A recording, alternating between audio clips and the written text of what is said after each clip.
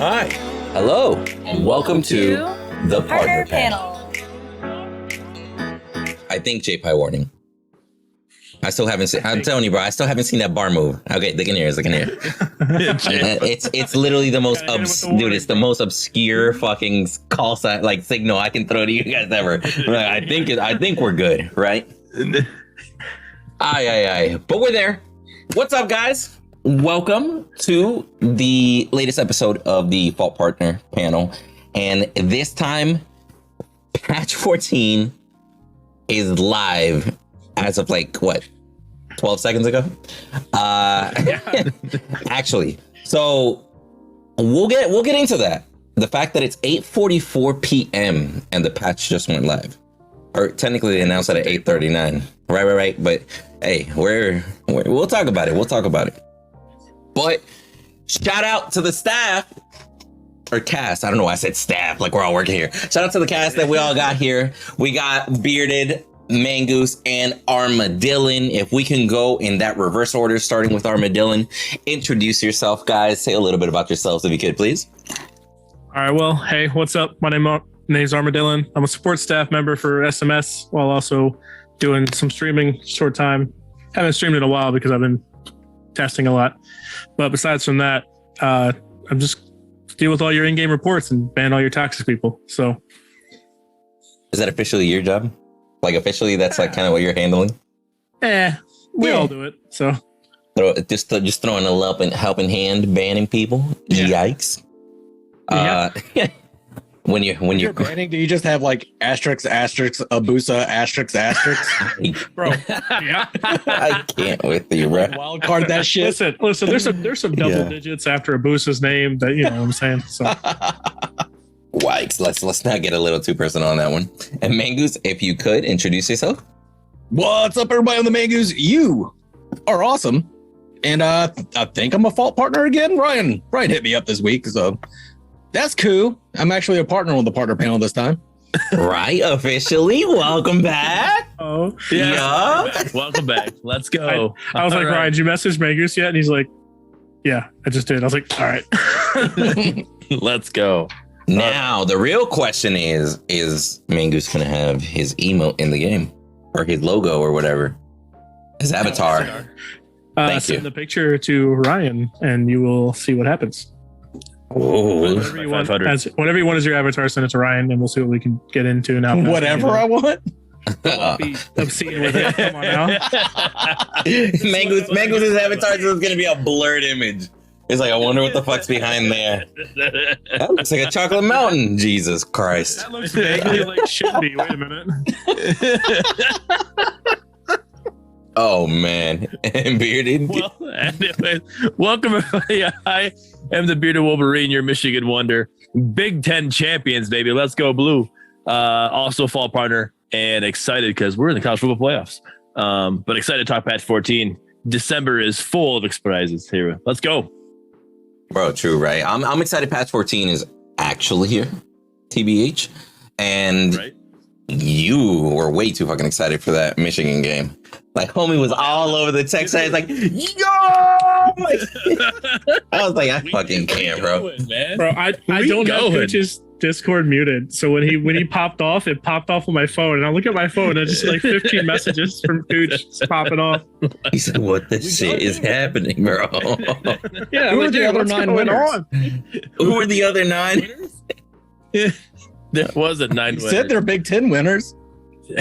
Yeah. Well, there's 9 losers and 1 winner. It just makes 10 people. Actually, there's 13 losers and 1 winner. Go sports ball. Why is it? Sports ball. We'll talk about that in the sports panel. Yeah. Yeah, we got a lot to go over here. Yeah.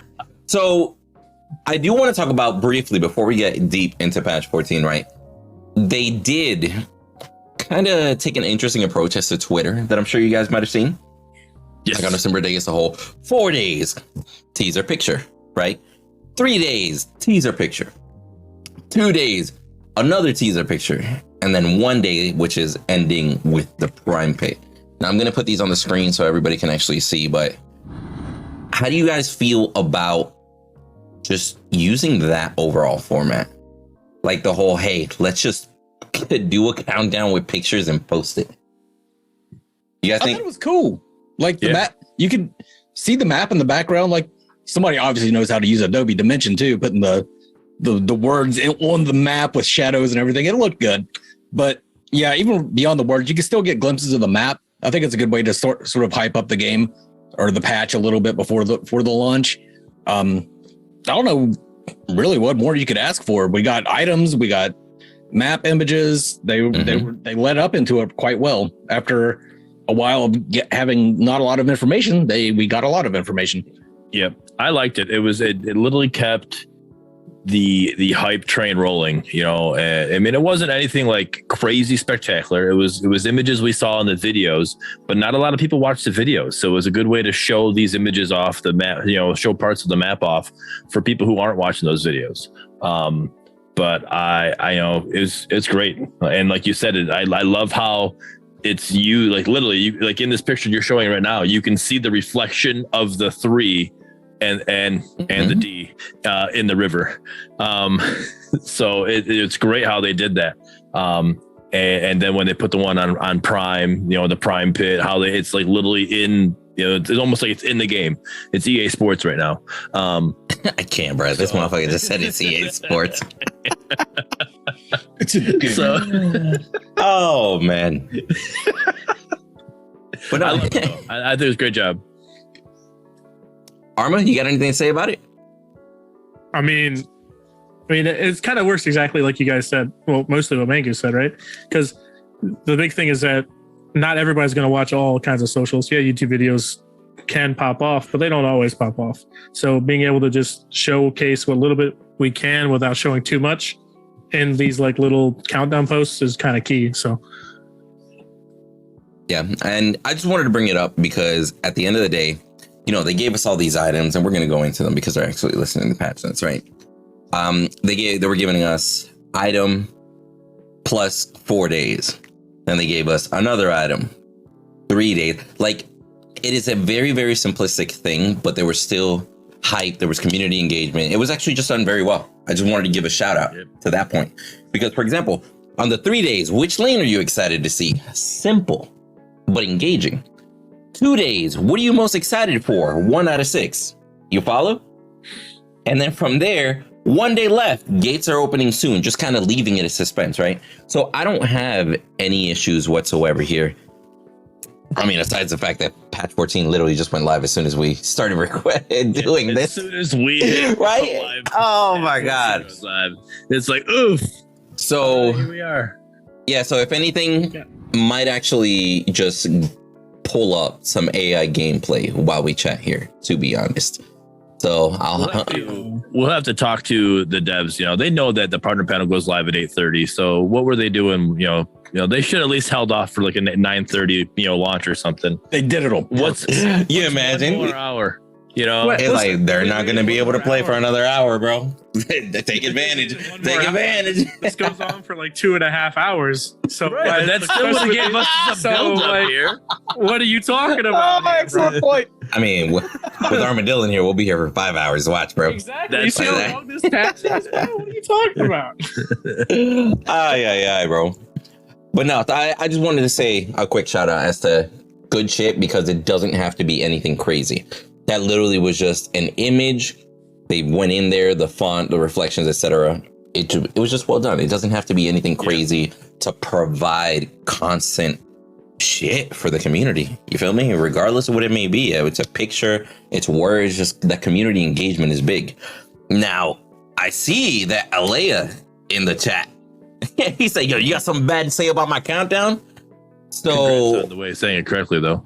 Thank you. I've been trying very hard to pronounce it properly. But so that's interesting that she's the one that did the countdown. You feel me? Yeah. I like seeing the fact that there's multiple people that are one, engaging in the marketing aspect, but just kind of just taking more of a like a foot forward, throwing content out there sort of vibe. You know what I mean? So I just like seeing that, because whenever we only get one post for 1 week, it gives off a very, very different vibe as opposed to different posts from different people, maybe. You follow? So just a super cool thing to see. Ooh, Alea saying primary social media marketing person now. Hey, congrats. Yep. Okay, officially. Nice. So let's do this. Let's start going over some of these patch notes because I have some interested, mixed feelings about some of the stuff that I read here. I like a lot of shit that I see too. So let's just go into it real quick because I know we can easily talk here for 37 days if we don't actually just kind of run through this. Yeah. So the first thing is they mention on the website, item pages have been disabled until further notice. I do actually wonder if that also applies for like API for like third-party websites. You know what I mean? It shouldn't. Third-party websites don't pull from our website; they pull from the API directly. So that should be fine. Okay, gotcha. So just as official, Strange Matters item page is disabled for now. Okay, got it. Yeah, 'cause we're revamping it. So gotcha. Okay, so that's cool. New hero pages are live, so all the hero stuff is updated. So that's kind of cool.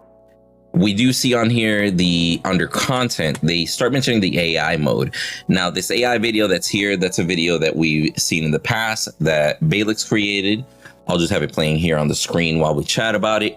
Now, they do mention directly below AI game mode, solo versus PvE, and co-op versus PvE game modes will now be available for players. In solo versus PvE, players will be able to queue up with themselves or as part of pre-made players, filling up any empty slots with AI. Co-op will use false matchmaking system to fill any missing party slots with other players also looking to queue up and play with others against AI. Gosh, bro, my brain is fucking working today.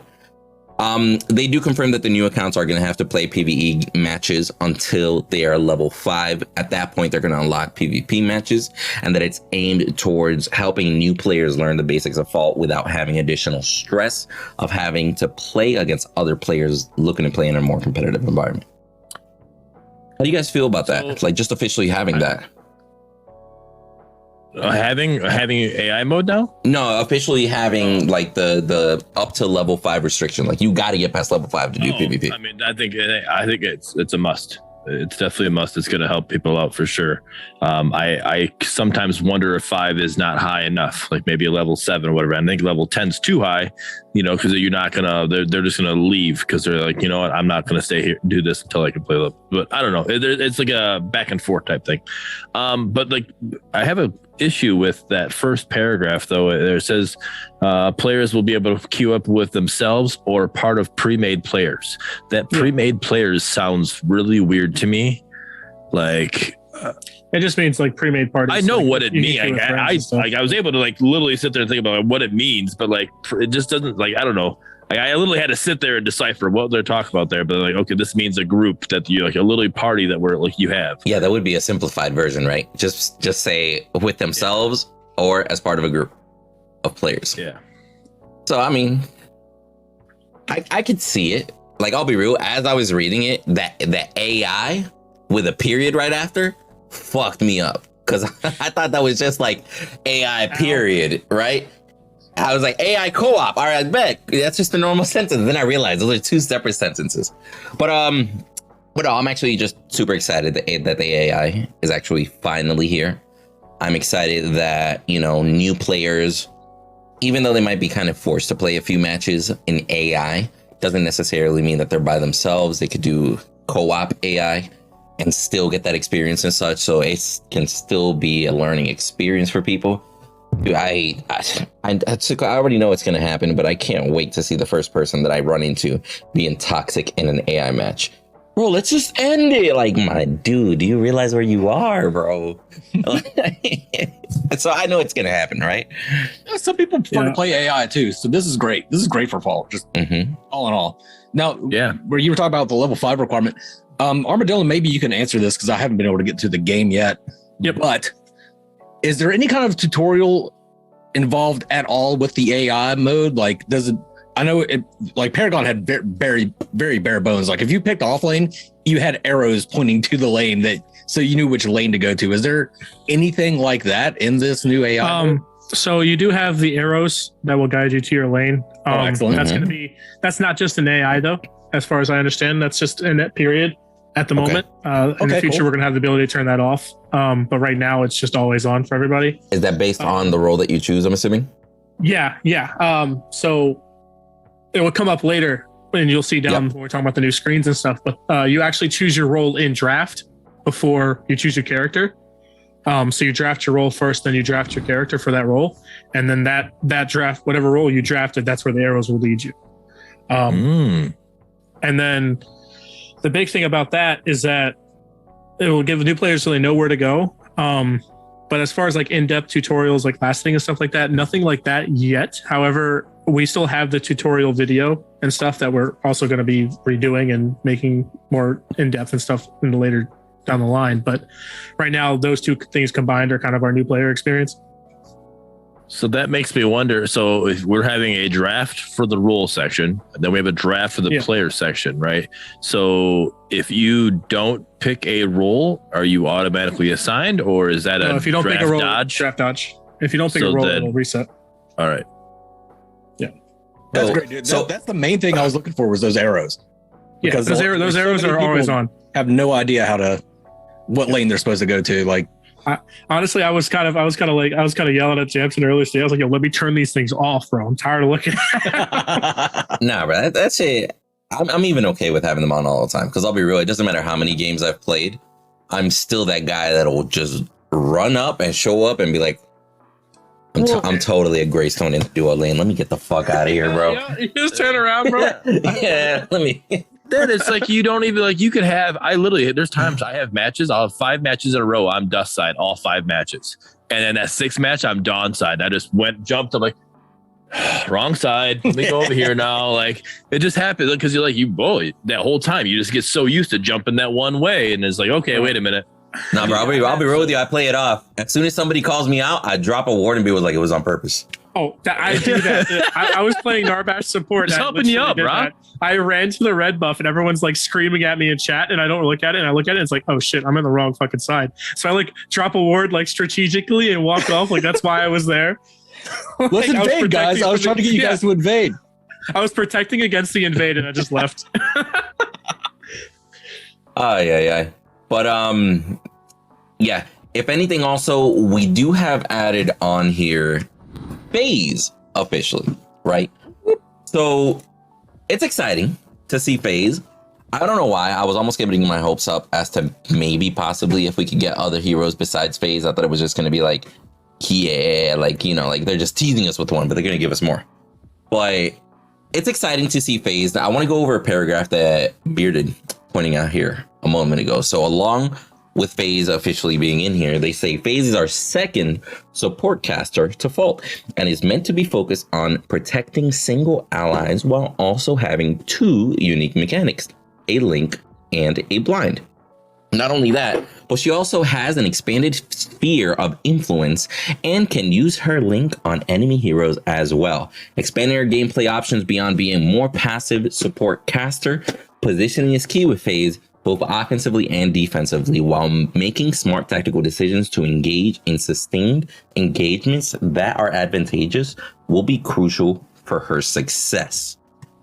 Now we see here some of the base stats, and then as well some of the scaling stats. I'll have that on the screen for a little bit so everybody can just look at those. I'll have the patch notes down below too. As the bottom feeder, bedrock elo here.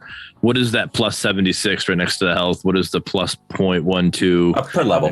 Level scaling. Per level. So that's for the level scaling. And that's what I thought it was. I just wanted to make sure that's what I was understanding. I'm like, I don't know what the hell these numbers are. Like, because like base stats is fine, but if they put in parentheses and this says level or whatever, then I would know that that's right next to base stats. I would have known that right away. But I'm like, I'm just gonna assume this as I'm reading this, and I'll ask later because I got somewhere I can ask. I can see what you mean. Like, that is a traditional kind of like MOBA way to write it. So it is kind of universal, but as a new person or somebody that's learning the genre and stuff like that, it might not come as easy. So I could totally see people getting a little bit flustered on that one. But I do want to go over her actual abilities and the passive and everything, because I do have a question here for Armadillo as we go forward. So let's start with her passive. Gain 1 stack of health regen and 0.5 mana regen whenever you cast an ability or you damage an enemy hero. It can stack up to 10 times. Each stack can last 5 seconds. Basic attacks on the enemy hero will give you an extra stack. Casting an ability on an enemy hero will get you 2 stacks. Damaging a hero with an ability is another stack. I'm sorry, casting an ability in general gives you 2 stacks. Hitting an enemy hero with an ability is 1 stack. Yep. So I can literally just be in solo lane by myself, nobody there, and just do my little cast an ability, and I'm automatically got 2 stacks no matter what. Yes. Correct. But that's only 2 health regen, so it's not very high. Yeah, nothing too crazy. 2 health regen over 5 seconds. But here's the thing. But it's 5 seconds. If you know somebody's coming, you can basically you already upped yourself 2 health regen. I don't know. I'm saying it's worth it. I just want to make sure that's what I'm understanding. Thank you. Yes. So I do want to point out, imagine FaZe casts her beam, right? Mm-hmm. As soon as you activate that ability and hit the enemy with that beam, that is 3 stacks just from that one cast right there. You feel me? Correct. And it's not like a per tick scenario. You get that 1 stack per ability. Right. You feel me? So it's an interesting way to add a passive to her, because we all know that FaZe was very, like regen based in the past. So I do like that they kept the regen aspect to her this time around. Now, the only part that worries me is the fact that this game is lacking regen items throughout the entire game. Done on purpose. Eventually, that's something that'll get added and worked on and such. But in a meta where there are basically no regen items that exist, or little to none, let's say, because it might be one in there that might have. Yeah. But in a game with that, and now you have a character that, as long as she keeps spamming abilities, she's going to get health regen and mana regen. So if you have good amount of mana, good amount of CDR on FaZe, you can get a consistent flow of mana regen in there for a good little bit until you run out of mana. You follow? Yeah. So, but it will come at the cost that you're literally just wiping your whole kit just to provide mana regen. So you really are going to have to choose those battles, right? Yeah, and she doesn't cycle through her kit too fast, right? Because a lot of times you want to get the full value out of your E, and that takes up your time of your regen. It's not like your regen counter, your 5-second stop starts at the end of your laser. You know what I mean? Right. I noticed that with the Psychic Eruption, the Q that we haven't got to yet, but when we do that, it literally, that your mana gets higher as it goes. So that's going to, the more you level up, that's going to tap into that regen that you're trying to build into. For sure. So actually, let's go into that. Psychic Eruption, the Q, it's an active ability. FaZe blasts a flare of energy in a 400 unit radius around herself and any linked hero, dealing 80 to 260, depending on the level, right? Plus 60% energy powers, energy damage. The cooldown, it starts at 14-second cooldown, goes down all the way to a 10-second cooldown. Enemy heroes around FaZe are also blinded. It starts at 1 second blind. It scales all the way up to 1.8 second blind. And the mana cost also goes from 80 mana and scaling all the way up to 120 mana. So as far as the ability itself goes, I don't have an issue with it because 400 units really is not that far. To give you an example, the average basic range is correct me if I'm wrong, Armadale, 1,400 units, 1,450, somewhere around that range. It should be 1,400 because of this patch. It was 1,350 before. It was 1,350, now it should be 1,400. Gotcha. So 1,400, right? The average basic attack range. So to be mindful, that's pretty close. That 400 units, correct me if I'm wrong, that's shorter than a Murdock push range, right? Yeah. Murdock pushes 700. Yeah. So that's pretty, you got to be up in their face. When she goes to that T pose to kind of and blind everybody, that low-key might be about the max radius when you look from one arm to the other. It's this is about as far as we reach. There's a little nuance here that I want to point out, though.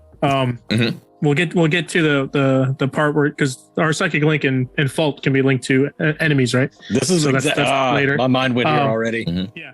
So you can blind them while they're linked. Yeah. So you can use them correct. to erupt the blind into their team. So that's important too as a phased player to be like, I can also blind like their caster in the middle of their team and get the blind off them and then get my stun because of my tether. So Correct. Very important, because it does say on there, it does the flare of energy around herself and any linked hero.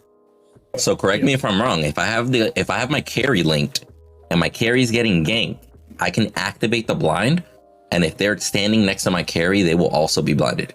yes. So there's two blinds that got activated, where I am and where my carry was. It's also important to note that those are two different separate sources of damage, so you get damaged by both. So if you're getting kind of surrounded by phase, If you're side by side, by both blinds, you get hit by both. So you could stack it. Okay. Yeah. But The the damage blind stacks. duration does not stack. No, Okay. just the damage. Spicy, bro. So phase is linked to Murdock. Murdock is, however, what's the link? Link is how many 1,800 units. So Murdock's 1,700 units away, He's fucking committed. being attacked by a Sev. You hit the eruption. I don't know what it was. What? Anyways, eruption. You hit the eruption, and If they're close enough. it's going to do damage to the Sev if he's within 400 units Yep. of Murdock. Yes. As if he was right next to Phase, it's going to do the same instance of damage. But if it's Phase and Murdock are both next to Severug, then both instances of damage get applied. So it's double damage for one ability. Yeah. So, and also if you're like by yourself, Chimera jumps on you, you link him, hit the blind, he takes 2 instances of damage. He takes the instance that you applied to him and the instance from you to him. And then he gets stunned, but that's in the link. Yeah. So He suppresses you. So I just want to throw it out there because people in the chat are already speculating builds and stuff. I would assume that items like Siren's Call and Fountain of Invigoration would all scale the healing, because those are all items that scale the amount of healing that you do. Just remember that we're going to get to that in the patch notes. But just remember that we have separated healing regen for those specific kind of items. Correct. In 7 categories. So Correct. There is now officially 2 different healing considered in the game: internal healing and external. Basically, we'll break down that. outgoing and incoming. Yeah. Yeah, we'll break it down here in a moment. So moving forward, we do have the Psychic Lance. So after it's inactive, after a 0.5 second delay, not that long to activate, quite frankly, its face channels a 2,000 unit long beam of psychic energy for 2.5 seconds. The beam deals anywhere from 10 to 26 plus 7% energy power every 0.25 seconds. And can I just say, I understand why it's listed this way, but I totally think they could have easily just gone for the following section. That it's literally just, it starts at 100 and it goes up to 260 plus 70% energy power total. Like, you feel me? I don't fully understand why they told me how much it does every quarter of a second, and then they're going to tell me right after how much it does after the second is over. Because you can cancel it. You're not locked into beam. So Oh, really? So it's a channeled ability, like it's interruptible, just like a Narbash ult or whatever. I mean, yeah, that makes sense. So it's proccing every 0.25 seconds. Technically. When you say you can cancel it, does that mean like it can be canceled, or you can actually hit a button like you like double tap? You can hit control and cancel it while you're shooting it. While you're shooting it. Gotcha. Spicy. So you don't have to steal your carry skills. So yeah, Unconfirmed. Now they also say each instance of damage adds 5% movement speed slow, 4.8 seconds stacking additively. If 8 stacks of slow are reached, the slow duration is increased anywhere from 1.5 seconds to 2.5 seconds. So that's interesting. If it reaches a certain amount of stacks, it just increases the slow. So, yeah, you don't get a root in this one. correct. Negative. There is no root in this one as far as her beam, at least. You want to say something, Mingus? Just one question I do have about this without having played her yet. It used to have a, sort of an AoE burst at the end of it in Paragon. Is that true in Fault as well? Or No. Nope. Okay, cool. It's just a singular beam that you have to shoot the aim and hit, and that's it. So if it hits a minion in front, it's going to just hit that minion and no other minions. Well, it will go through. It'll go through because minions. it pierces the minions, Okay. but it will. Does it pierce heroes? If Steel has his shield up, it's not going to go through his shield. I haven't personally played against Steel in my tester game, so I can't tell you 100% if it. But it shouldn't. It shouldn't because it is should be stopped by the shield. The only reason it went through in Paragon is because of that AoE. The AoE Yeah. would hit behind his shield. Yeah. It pissed me the fuck off because it would strip all my ablative armor. All right. Well, Meeks is saying it pierces everything, so I guess it goes through his armor anyway. Oh, hell. Oh, I mean, man. her beam also, so everybody knows, because everyone's going to go into the game and be upset about it, or not be upset about it and have conflicting opinions. Currently, her E goes through walls because of the way that it is. It's like Morgash's Q, how she spits her bugs out, and you can shoot the bugs through walls. Her E also can go through Or walls. like the Bellica knock-up and stuff. Yep. Yeah, you can track people with it. Oh, nice. Bro. It doesn't give you vision of them when you're hitting them, so you don't just get to like track them for free. You have to actually kind of know where they're going. But So it's kind of a skill shot situation. yeah, in that situation, All right. yeah. I'm okay. I mean, if you can't, if it's not like you have a Murdock snipe vision on them, you just like, hey, but just like, let me just own this real quick. I got no problem doing this. I'd make it easy. That I'm okay. I'm okay with that happening. So as I'm rotating to mid lane, I'm going to shoot that beam into the enemy jungle just to let him know who's crossing through there. Just Yeah. Just so he knows that. Whoa, yep. Straight side strafing through that bitch, boy. Spicy phase or Prime Steel. That's what I want to see. That's technically possible. I don't know if the range is going to be there. That's a great question. But I mean, well, the range is 2,000 units, bro. I mean, I know, but I don't know. Range or Prime is weird. That pit might be a little bit long. You feel me? Because you can stand because you can stand at one side of the pit. Let's say, for example, as a carry, and you're not even getting close to reaching across. You feel me? Yeah, we can get behind the pit and shoot that laser and hit anybody getting orb and also hit orb. So Yeah. Spicy. You can do it with Sparrow's arrow. You can do it with Phase's lance. yep. Yeah, that's. I just can't wait till somebody actually does it and post a clip. Let's put that. We need that stat. Come on, guys, get All on right, it. come on. So it's already been out for 20 minutes. What are y'all doing? Already. Like, Come on now. What the so they also. The Oh, go movement ahead. speed doesn't the amount of speed or whatever slowed to them doesn't change. It's the how long there is that. So if you get the full 8 seconds, then you're going the timer of what it's because it's supposed to be like what you hit them and it's 0.8 seconds. And if you go for the full 8 seconds, you know, over here PBR The style, full 8 stacks, yeah. you get Yeah. 2.5 seconds added to it. Okay. That's the benefit of like keeping on the same target, number one, and also keeping the lance out, because you can't do anything else while you're lancing unless you cancel the lance. So you're kind of like stuck in a slower moving space. So the reward there is if you manage to do that, then you get your extra 40% slow for a little bit longer. Yeah, I do like that it's the duration of the slow, not the actual amount that they're slowed. So I do like that. Yeah. Now moving forward here, the right mouse button, Psychic Link. It's inactive. Phase links with a targeted ally or enemy hero within 1,800 units, creating a psychic link between Phase and the hero. Grants allies her health and mana regen, and deals energy damage to linked enemy heroes, equal to the sum of her health and mana regen, plus 5% energy power every 0.5 seconds. So the more health and mana you build, the more damage that does to an enemy. Worth The being. more health and mana regen you build, but there's not a Health and mana regen. Correct. That's Yet. very important. There's no mana regen items yet. Sprykin next update. Okay, Well, we're gonna yet because they got to be added eventually, bruh. But at least building flat out health on her can help scale the damage over time. But and you do get 5% of the energy power that you've built converted into that extra damage. 5% is not that much, but at least it's a little something for the damage over time, right? It says if already linked, reactivating the psychic link will pull the ally to phase. Lasts indefinitely on ally or up to 3 seconds on an enemy hero. So if you link a hero, it only lasts for 3 seconds. if you link an ally, it's gonna stay linked indefinitely. Now, I'm assuming as long as they're within range, because they could probably walk out of range and lose the link, right? Yeah. As usual. Yeah. Once you're outside 2200, you lose the link, enemy or friendly. Gotcha. So if it's gonna only last 3 seconds on an enemy, but it will stun the enemy hero from anywhere from 1 to 1.8 seconds at the end of the duration. So if you link the enemy, after 3 seconds, they will get stunned.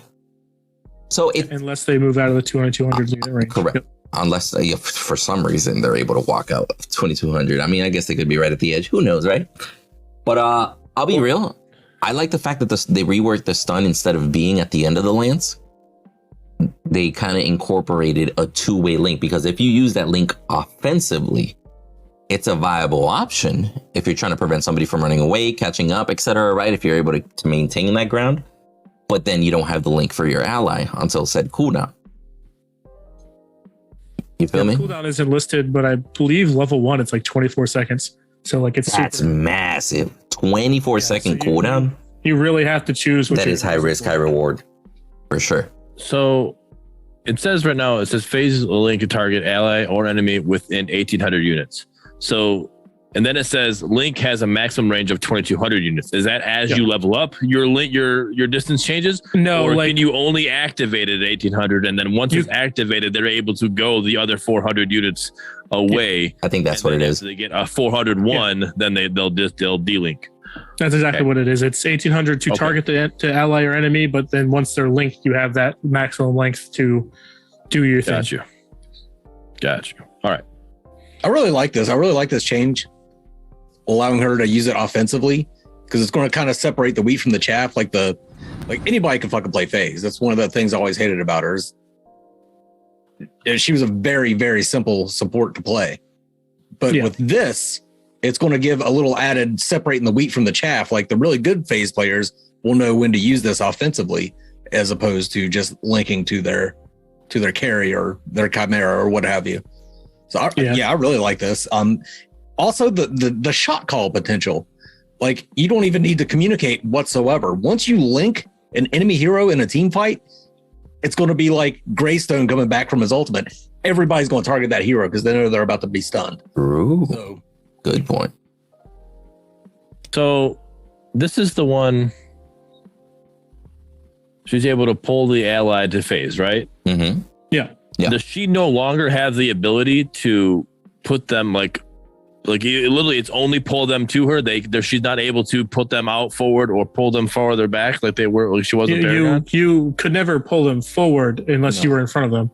Yeah. You always pulled them to you. They just always landed either in front of you or behind you based on which direction you were pulling them towards, because the momentum kept. So you're either retreating and pulls them and it puts them behind you, or you're going forward and pulls them and it puts them in front of you. But it always pulled them to phase. I always thought you were able to pretty much throw your teammate into like literally the trolls were able to throw you into tower. No. The only way that ever happened is because the phase herself would run into the tower or at the edge of the tower and then pull you into it. Like pulling you into the core, she had to be like right at the edge of their base. You feel me? So that's the way that one worked there. But I'll be real. Like I'm interested to see how that damage over time while linked on the enemy hero works, because it's only for 3 seconds anyway. Yeah. You feel me? Like that damage over time plus 5% energy power over 3 seconds. It's nothing crazy, but it's at least enough, right? The interesting part will be building an item like Matter Limiter, and as long as you're linked to them, you're technically doing an instance of damage, which slows them with Matter Limiter. So also the big thing here is also remember that her passive gives her regens. So her passive can also increase the damage that you're doing for your link for those 3 seconds. Mm-hmm. So if you like run up to somebody, have them linked, you blind them, double blind them, right? And then lance them, then you're getting all your mana regen along with the extra DOT damage. But yeah, I mean, I'll be real. The possibility that she's going to provide, and kind of like Mangus was saying, the fact that she still seems like she has an easy barrier to entry, but a higher skill cap because of all this potential that gets applied.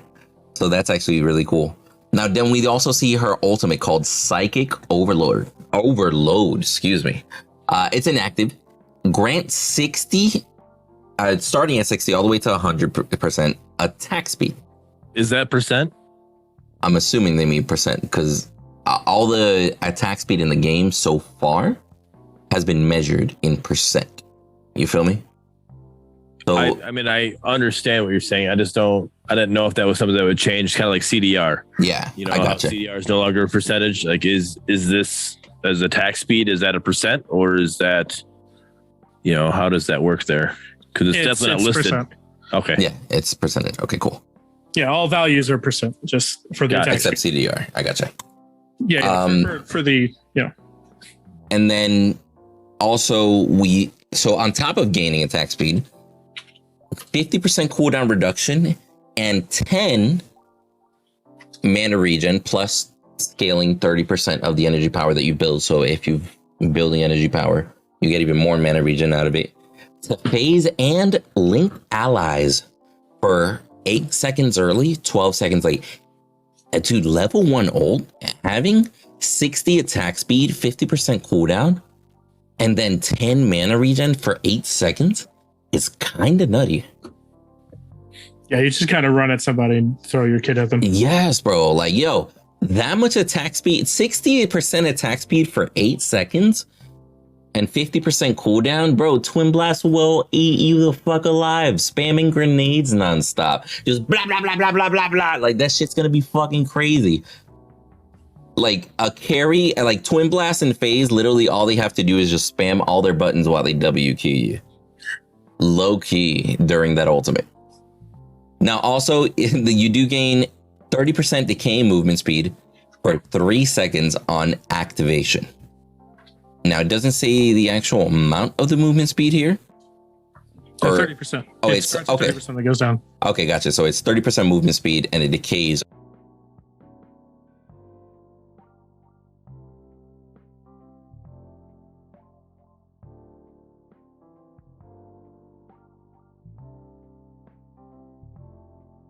Also take energy damage equal to the sum of Phase's health and mana regen every 1 second. The duration is halved on enemies, so you can activate this ult on an enemy, remove their attack speed and movement speed, and do damage over time to them. Also increasing your psychic link Also- damage double pretty much. Correct. And then at that point, you're still healing yourself the entire time and regenning and everything.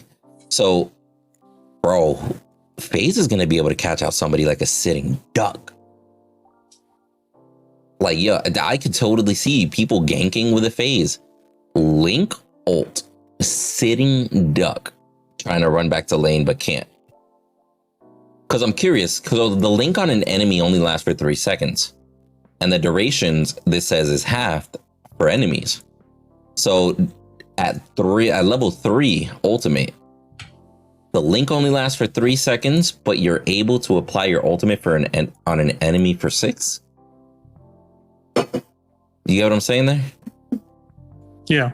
Is that do you know if that's how it works, or like maybe the link stops at 3 but the effect keeps going? The effect of the ultimate at that point, from what I understand, from what I've seen, continues past the 3 seconds because you've already activated it. But once those additional 3 seconds are over, that's it. So like it's kind of like by the time they're done being stunned, they're kind of like whatever. You know what I mean? I gotcha. So it's almost like the ultimate kind of extends it, even though it doesn't necessarily physically seem so. Okay. Yeah. All right. So then they also do show this super cool Phase wallpaper, 1K, 2K, 4K. If you guys want to download it, it's going to be there in the link below. So do you guys have anything you want to add before we go ahead and move on forward here past Phase? No, let's go on to the next phase. I see what he get him out. Get him out. Yo, so the revamped main menu. Now, we've talked about this a little bit in the past. I like the fact that Phase is actually the one that's there. You feel me?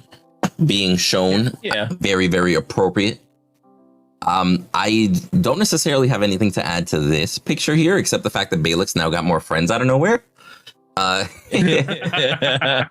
It's like people saw the last pictures and like 52 people decided to add him. So sad face. But besides that, I don't see anything that actually, kind of sticks out or catches my eye like crazy. Anything you guys want to say about it? Yeah, I just love the new map in the background. How it looks. It's definitely a better look than the old, than 13, than pre-14. So I'm all about it. Like the whole main menu I don't really background. notice anything, but I didn't really think there was anything wrong with the old one. So yeah, there's nothing wrong with it. I just like this better. And there is a big thing on this picture. I don't know if you guys talked about it when you first saw this menu or not, but next to the friend list is a chat box, so you can actually chat to people in general chat, kind of like in lobby, or whisper to them. The biggest thing is that is not going to be functional when you log in. It's going to be updated later. Oh, interesting. We added it, and we're just working on it. So, and I'm Gotcha. assuming I can As turn in turn the fucking Baron's chat off, right?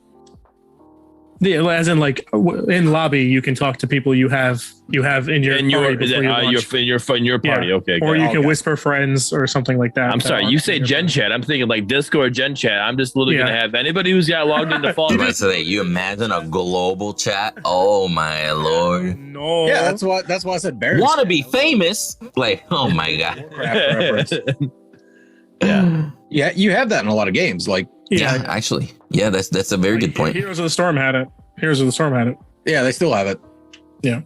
Now we do get to see the banners on the loading screen with the mastery colors actually attached to it. We get to see those in full glory. What do you guys think about those? We see what a Master Grux is gonna look like and everything. You see that? Dude, I like it. That shit's sexy. I gotta say. When I first loaded in as Murdock with it, I was just like, this feels so, like, I feel so rewarded. I was like, yeah, everyone's going to know that motherfucker. I put too much time into this. That's how Beard is gonna be too, bro. Beard is like, yeah. I just started playing Murdock patch 13. I forgot who I was talking about. I was like, how many matches does he have? I looked, I was like, this motherfucker has like 5 times the amount of matches I have as Murdock. It's like at patch 13, he decided to only play Murdock for 6 months straight. Murdock one trick. When Murdock was like one of the worst carries to have in the lane, he's just like mine. picking him up. Murdock's my favorite, dude. He's been my favorite since Paragon. And I just feel good. And if you actually look at it, like the numbers, someday I feel like with me, I'm not that good, right? But I feel like I can survive and lay longer with him. Well, he's got the highest health, HP in the beginning. He's got the highest armor in the beginning. Like, well, no wonder I feel this way. The other ones just feel too squishy to me. So it is what it is. You have the shield and everything. It's unique. Yeah. You have a whole master team against nobody's. Yeah, that's what I was going to ask. Can you not see if the enemy team has mastery? Oh, level? no, Their you mastery 100% levels? can. You 100% Okay, can. so just Ryan and Jay off lane, and It was literally and- just done that just to show like the difference, pretty much. So Yeah. okay. So the map looks really good over here too. That looks like a different layout there. I love that it's grayed out, except the lanes. Like, hey, this is what we want you to focus on. Go these places. yep. That's also the That's like old the arrows map, stop pretty much right where that's at. Like the blue arrows I was talking about. If you That pick is the old map. like Yeah. That is worth mentioning. That is the old map, at least on this picture. Hopefully it's updated in game, because you can see the raptor pit is still opened up instead of closed off. it's updated in game. This was just made previously before we. Yep. Gotcha. Now then we see the new mastery screen. And interestingly enough, we see that silver phase is still locked, but I guess the player clicked on the silver phase picture and it was able to show them the skin. Am I reading that properly? Yeah. Dude, I love that. I love that. So you can literally just click on the master. It'll show you their character with the skin. And it's like, that's what you got to work towards. I kind of like her as a blonde. I can't, bro.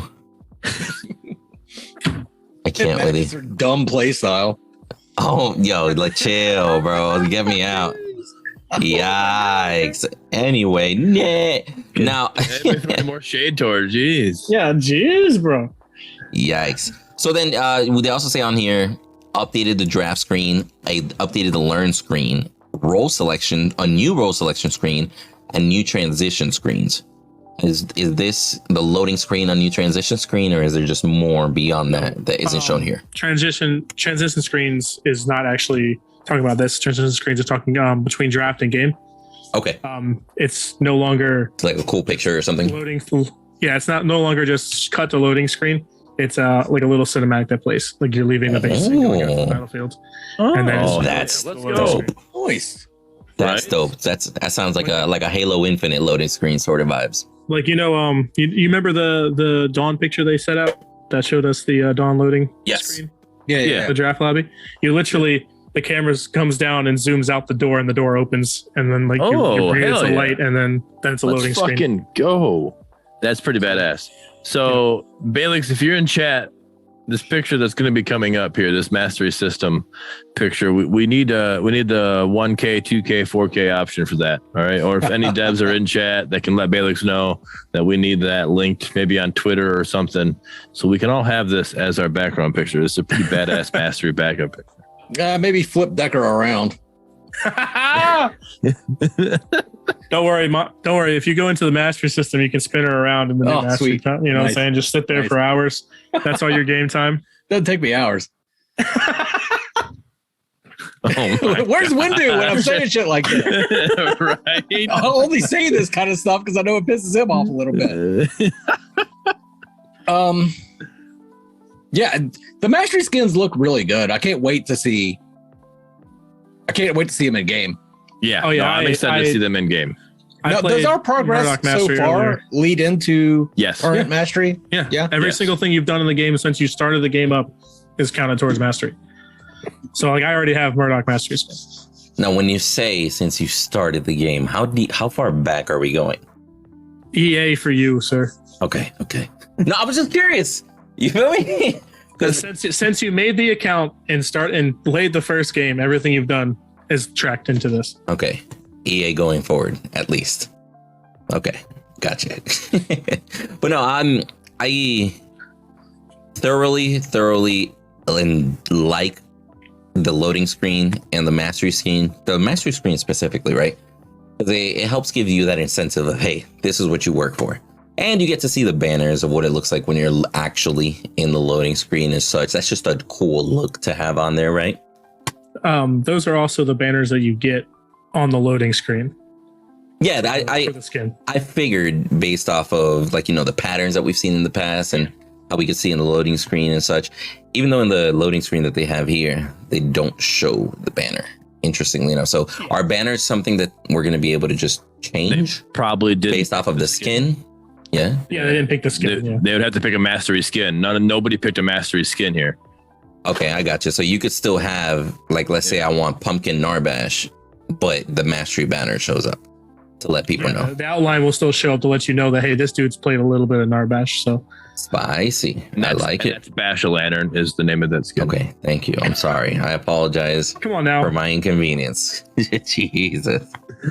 Hold on, go back up. I want because while you stepped away for a second. So get that picture. All right, this is the picture I was talking about. So any devs in chat, let them know, let Balix know to put a tweet out. Give us the 1K, 2K, 4K of this option, so we can get that as our background picture. Yes, So that's a dope picture. Send it to Cooch specifically. At least. That too, but I know I'm not the only one. This is a badass picture. But yeah, that is a super cool picture, and it really kind of should have been already released the last time that they teased this picture. BBH. But below that, they do mention Mastery System is a new aspect in Vault that allows players to gain experience and earn rewards through the heroes that they love playing the most. The Mastery System is hero specific, so each individual hero will keep their own leveling system and rewards gained.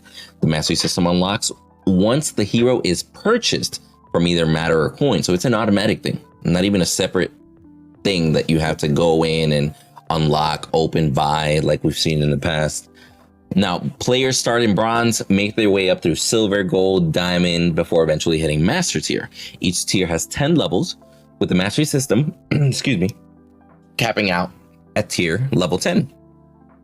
Experience is still earned and tracked after Master level 10 and will be shown in a future patch. Okay, so that's kind of cool, like how some other MOBAs might, I'll use Smite as an example. You can see your mastery, but then they just start putting like stars every 10 levels, right? So then just to show is like, yo, he's a master 3-star. He's a master 7-star. Just to kind of show that they've continued to accrue the experience past that point. This is not any kind of insight. This is just something as a player that I wanted to say. I think it'd be really cool if we could get to the point where, like, how we had crowns and stuff in Paragon and stuff like that, or like anything like that. Where I would like to see like those master levels then give us things like that. That'd be cool. That'd be awesome. Like almost like you're unlocking gear, so to speak, for the characters as you progress to further expand the progression. Stuff to play the game. Yeah. At least you're still getting stuff besides stars on your. Yeah, I can imagine that they might start adding even skins to those tiers. Like, you feel me? Like, imagine you get to level 10 and then, which is the mastery, and then another 10 levels, they just have a specifically unique skin that they've made by then because they're going to have time to make it. You feel me? Yeah. That'll be cool. I was kind of hoping they were going to have some of that stuff already added. But then it's still good, but I wasn't like against or for the crowns in Paragon. They were cool. I think they were cool on certain heroes. On some heroes, they just didn't look good at all. They sucked on humans, bro. Yeah. On humans, it was whack. But you had like a Chimera with the horns or whatever, or Narbash with the horns, or Gruss. You looked at it, you're like, yeah, that shit looks dope. But I was really hoping. I hope they do bring it back. And the kill banner, I would love to see that in the game. I really enjoyed that. I might be one of the only ones, but I really enjoy it. And it because right now you have the little eye, comes up on your screen on your UI or whatever on your HUD, like, hey, this is who killed that person. But that still doesn't, there's times people like, oh, how did I get that kill? They didn't even realize it until later on. Because it goes away in a split second. Banner literally dropped right there. It's like, and it kind of just, I don't know, it's a good flex, like, that's my catchphrase. Those are my 3 kills. How did I get that kill? That's my catchphrase. I didn't want to call you out. I can't. I don't know, maybe because you hooked him when he was at 10 yeah. Why didn't you shoot him first? I really like that idea of the banners. That's pretty common in MOBAs. It would be nice to see. I mean, of course, it's a nice to see, not a must have. No, definitely not. I think we're in that era of fault now where nice to sees aren't out of the question. Over the top ask. Yeah. That's a great point to bring up. Like, we're reaching a stage. I can't with them, bro. But it's true. Like, we're reaching a stage that I'm a fucking partner, dude. Of course. Yeah. He's officially a partner. Choo. Throw some respect at him. But no, it's nice to say that, man. Like, Fault's actually reaching a stage that bells and whistles are actually starting to get added. You feel me? Like, that's actually super fucking cool. Chat in the chat, Unicron. Bells and whistles are great. One thing I would really love. Oh my god. One thing I would really like for me personally is, and if they do go with the more stuff you can unlock, the more mastery levels you get, I would love to see like mastery specific emotes.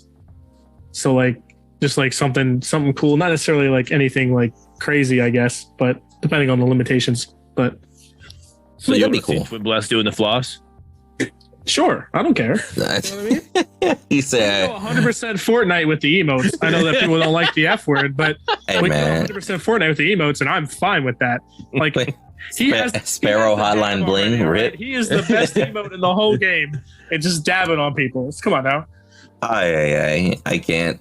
Now they do mention on here that they will be adding tier specific skins unlocked at the start of each new tier. The mastery border displayed on the loading screen that we saw, and then mastery level, they're both displayed in main menu and on the loading screen. Now, I'll be honest, I am kind of shocked that the Astronaut Gideon is the only skin that's actually being added. So far. Well, in patch 14. Like right now. You feel me? With launch of patch 14, yeah, you're right. With the launch, yeah. Well, I'm saying it because like it almost hurts me inside. I found out about Vacation Sevarog like 8 months ago. I found out about Astronaut Gideon a month ago. This man's in the front. He just got in. Where's my boy Seb? It's like that man lost his ticket. He got a layover or some shit. That's a bad vacation. As Felix said in chat, bro, 4 skins for every single hero in the game currently. Give us a minute. Well, I'm all, and that's why I'm referring a skin that was already made, that we were shown already was created. You feel me? Not like any brand new, like come up with something new and crazy, like the Richter one concept that they asked about. It's just Were we actually shown the Sevrog skin? actual Richter Sevrog skin, or was it just a concept? You saw the concept art. No, because we saw concept art and then we saw how Strange Matters had the ability to bring it from art to reality. That was their specific brag. And they showed us the character with the skin equipped. And that's when I complained that the golf clubs were all wrong. Yeah, you saw it in engine applied. We still have to like rig it and all that stuff. But Gotcha. it is. But considering that shit was like over half a year ago, I'm assuming he's going to come soon. I was just shocked that because I really was expecting the Sevrog with it. You can't bring golf Sevrog in, during Christmas time. Nobody's golfing right now. Okay. Sweater, bro. Bro, what do you mean? You ever heard of a snowbird? Everybody from up north is in Florida right now golfing. Have I ever heard of a snowbird? I'm from Michigan. Half of Florida right now is Michiganders. That's the half that has common sense. Oh, shit. Dang. Get away from the cold. I will stay away from Florida, man. It's called the fucking heater, dude. Yeah, that's true. It's always the same weather at my house. But yeah, so moving forward, we do have a lot of game mechanics that were, let's say, adjusted, right? So let's just get it out of the way. Let's go straight into the aspects. A lot of aspects were adjusted, right? I'm gonna go. Not expecting this, and I'm very happy about it. This is one of the things I had to keep quiet for so long. Yeah. Very happy about a lot of this. Now I'm gonna try and kind of just bullet point through these, give a brief explanation. If you guys want to stop me to talk about something, let me know. Anything that piques your interest, because there are a lot of these little changes here. We're literally not even halfway through this fucking patch. So starting with the aspect changes here, Beast Hunter. Now, the damage reduction coming from jungle minions got removed. Now, it permanently gains 10% endurance and slow resistance. Gain more endurance when losing health, up to 20% maximum. Additional endurance when at 30% maximum health. So basically, long story short, the weaker you get, the more endurance you get. Yep, get a maximum of 30% endurance for free. And for everybody that's listening, Armadillo, could you clarify what endurance is in the game? For those who have played League of Legends, it's similar to tenacity. For those who haven't played League of Legends, what that means is that it reduces the effects of like CC on you, the time frame. So like if you're gonna get stunned for 2 seconds, you get 30% less of that. Correct. So it just reduces how much time you're gonna be CC'd through CC. Which, I'll be real, I still think endurance is an interesting word to use, considering, but I totally get it. You've seen some shit, you know what I'm saying? I mean, true. Now, effect number 2, the gain physical power and health from monster kills was removed and replaced with a similar feature. So minion and lesser monsters permanently grant 0.15 physical power or 0.25 energy power, adaptive, and 1.2 health. It'll stack up to 100 times. Large and epic monsters give 3 stacks. Reaching max stacks also gives you 5% movement speed when out of combat. So the second effect basically got upgraded, essentially. Now you're not just getting power and health. Now you're getting power and health and the movement speed buff when you're finishing. And it works on minions. And it works on normal lane minions, so you can use it in off lane to an effect too. Yeah. So what is adaptive mean? Adaptive means whatever of those 2 powers you have the most power you've put into is a scaling it will use. So if you have more physical power than you have energy power, it's going to use that, and vice versa. So it's just a smart system to make sure that. No, that's fine. I just wanted to make sure. I was like, wait a minute, I don't like adapt. I was like, what do I? Yeah, that just basically means that the same exact thing is going to work on. I'm going to get both. If I'm going against an energy armor person, it's all right. Here we go. Here's some energy damage. Like, it's adapting to whoever I'm going against. No, it's adapted You to the imagine? character you chose. Wild. Broken Bear again, part That would 37. be a little Fuck. different to build, yeah. Aye.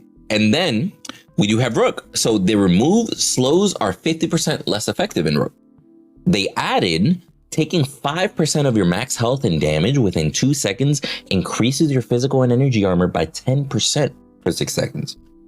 This effect can only occur once during 30 seconds. So they're essentially making Rook an ultra tank aspect. They're like, hey, we're removing the slow we're removing the endurance reduction, right? And we're just putting it straight tank because now Beast Hunter has the endurance buff, right? Then we have. Let me ask you this question. Okay. This only shows you effect 1. Does that mean effect 2 stayed the exact same? Yes. Correct. The knockup. So whenever you get hit with CC, you gain armor. Okay. Yeah. So that's why like Rook is basically just like an ultra tank aspect right Is now. this armor transferred via Templar? Yeah, because Templar is 10% of your total armor. Cool. Which is cool. It's pretty good for against burst damage. That's what this is now for. It's like, okay, I'm going against like Gideon, who's going to 3-rock me. Well, when he hits me with that second rock, I'm going to gain armor, so that third rock will do less to me, and maybe I can survive it. Which is actually, it's crazy because you can actually use this on, junglers or squishier characters that might be more dive-based characters diving. Because 5% of your max health isn't too crazy. Like, let's say, for example, Carry hits you with a basic and hits you for 300 damage. That could easily proc it. And now you get an extra 10% armor fighting the Carry. Like, there's a lot that goes into it. That's why, like, making Rook like hey, this is just solely dedicated for armor. If you want to be the armor person, you got to take Rook. I like that. You feel me? And it's nothing too crazy, situational. It's got a cooldown and such. Now, we do have Titan, effect number 1, which was not taking damage for 12 seconds will give you a shield. That's removed. It's now replaced with reactive rejuvenation. After taking damage from an enemy hero, you gain health regen equal to 0.5 plus 0.1 of your missing health for 10 seconds. Frequent attacks are going to refresh the duration. So I'm interested to see how this one goes because effect number 1 literally got changed to a nerfed version of that green buff, of the green shrine. It's like you get, a nerf version of Titan's armor. Let's put it that way, because you're taking damage and you're regening because you took damage, but it scales based off of the amount of health that you're missing. Does that make sense? Yeah. I think I want to say exactly nerfed. It works a little differently only because you can get more health out of this the longer the trade is, which is something that's very important. Because for some people who are new to MOBA terminology, long trades is where you're going against somebody in lane and you're looking to have a longer engagement to try to whittle them down or whittle you down. And if, let's say, your opponents are trying to do that, you being able to have something that gives you that edge in those long trades where they would normally win is very important. So when you're in something that's like a very long trade heavy lane, something like this is where you can pick up beforehand and be like, hey, listen, I need prepared for this. Yeah, like 2 Greystones having a slap fest, but one of them has Titan and the other one doesn't. The one with Titan's going to win because all those constant slaps are just giving the other one healing over time. It's crazy. And versus where Titan's armor is a short trade item because it doesn't last long and it doesn't refresh from being attacked more. It just has stacks. So that's more of a short trade item versus a long trade aspect. Now they also show on here effect number 2, where you would get bonus health, a percentage of your health as extra damage. They basically are adding a new version called Titan. You receive 1% of your bonus health as adaptive power. So again, you're not just getting physical and energy power. 0.5, so technically it's a little bit. It's a buff as far as percentage, but there were some heroes that I guess could take energy power and physical power and kind of work their own magic into it, right? And they, instead of scaling in both, you're just going to scale one of the two. So it's only a buff to one side. Because, for example, a Richter that would get physical and energy power would smack you with those basics and then fuck you up with his hook. Whereas opposed to now, it's a stronger percentage, but he's only going to get either or, not the physical and the energy. Does that make sense? Yeah, but he's not going to land the hook anyway, so it doesn't matter. Well, nobody said Mangoose was playing him. Get me in. You wanted to say something? Yeah, one thing I did want to say about this aspect in particular, a big thing for me is that with these refinements to the aspects feel like they are more geared to a specific play style and like fulfilling a role. Like Titan now feels like what is traditionally called in a MOBA a fighter, whereas it's a AD hero that's doesn't do as much damage as the ADC does, but it's an AD hero that thrives in fighting, right? And they build usually health, cooldown reduction, and attack speed with a little bit of power, and that's what they do, right? And that's what Titan to me now feels like. This is someone who wants to be in the fight for a long amount of time and just scale off surviving. So this is made for Boris. At the same time, I see a lot of these as being they've been universal. They're more universal, the aspects now that they've been changed. So it's more of a decision at the start which aspect you want to take. Because there's clear directionality, especially with the red aspects. Oh yeah, the red, you can actually choose different red aspects. That's kind of nuts. Right. Now, but like you don't have to take Beast Hunter on jungle. You can take it in the offlane now. Like you can. Yeah. I like these gameplay choices while also allowing for more like fulfilling of a role at the same time. Right. It is worth mentioning also, a Titan would be great on that tank Murdock. Anyway, moving forward, Rogue. So effect number 1 got removed, the passing through the minions. I'll be real, that was a very situational thing, but it was kind of cool when you saw people do it. But it was replaced with Vengeance. Damaging an enemy hero 3 times within 3 seconds deals anywhere from 30 to 180 based off of your level. Excuse me. Damage plus 40% physical power scaling, 25% energy power scaling as adaptive damage. It's got a 25-second cooldown.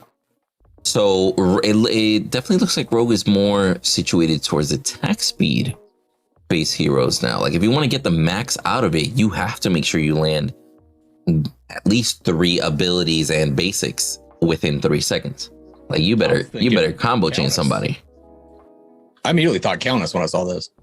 I mean, I could see that, yeah. Like leap on somebody, cone, siphon, when you don't even have your ult yet, but you've already done 3 instances of damage. The question is, can you pop those off quick enough? So I could be wrong here, but we haven't talked about Effect 2 yet. So I'll let you finish Effect 2, and then I will give my thoughts on Rogue. Okay, so Effect 2, the not attacking for a certain amount gives you a 100% crit chance for 1 attack. That was removed. Now they have it where your next basic attack deals bonus physical damage equal to 3 to 6% based on hero level of their maximum health. So it's got an 18-second cooldown. So they're essentially adding crossbow effect to Rogue. Correct me if I'm wrong. Every 18 seconds, you get a crossbow effect. Yeah, for 1 auto. For 1 auto. Yep. The biggest thing here for me is that this is the only aspect, in my personal opinion, that I have my eye on, and that's as a duo player. Because for me, like I'm never not going to pick this aspect personally. I just never. It's great because every time I just watch my countdown. Once the Rogue part Effect 2 is up, that's when I engage and I get a free chunk of damage for my first auto attack at level 1, and I usually can win that trade after that.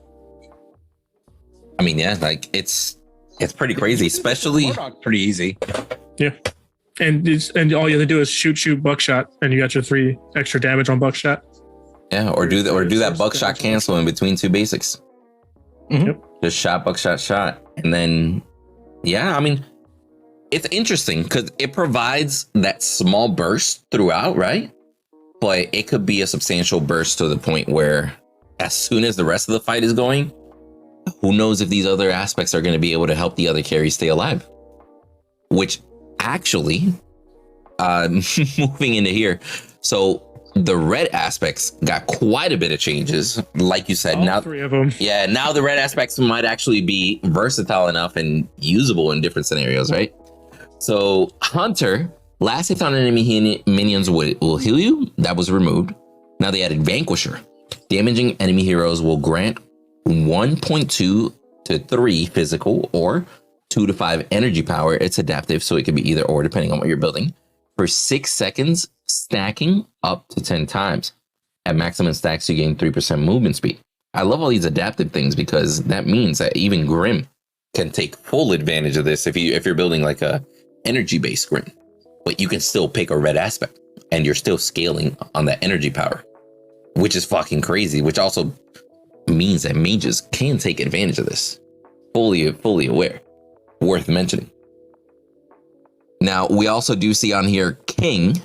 They remove gaining extra gold if there's an ally near you. Now you permanently gain 4 bonus attack speed. That's called multi-kill. You gain 2 additional attack speed for every 20 CS and 2 more attack speed for every hero kill. But it has a max cap of 20 additional. So it's they basically turn King into a stacking attack speed item. That gives you 20. Am I correct to assume this is just 20% on all the numbers that we're talking? Yeah.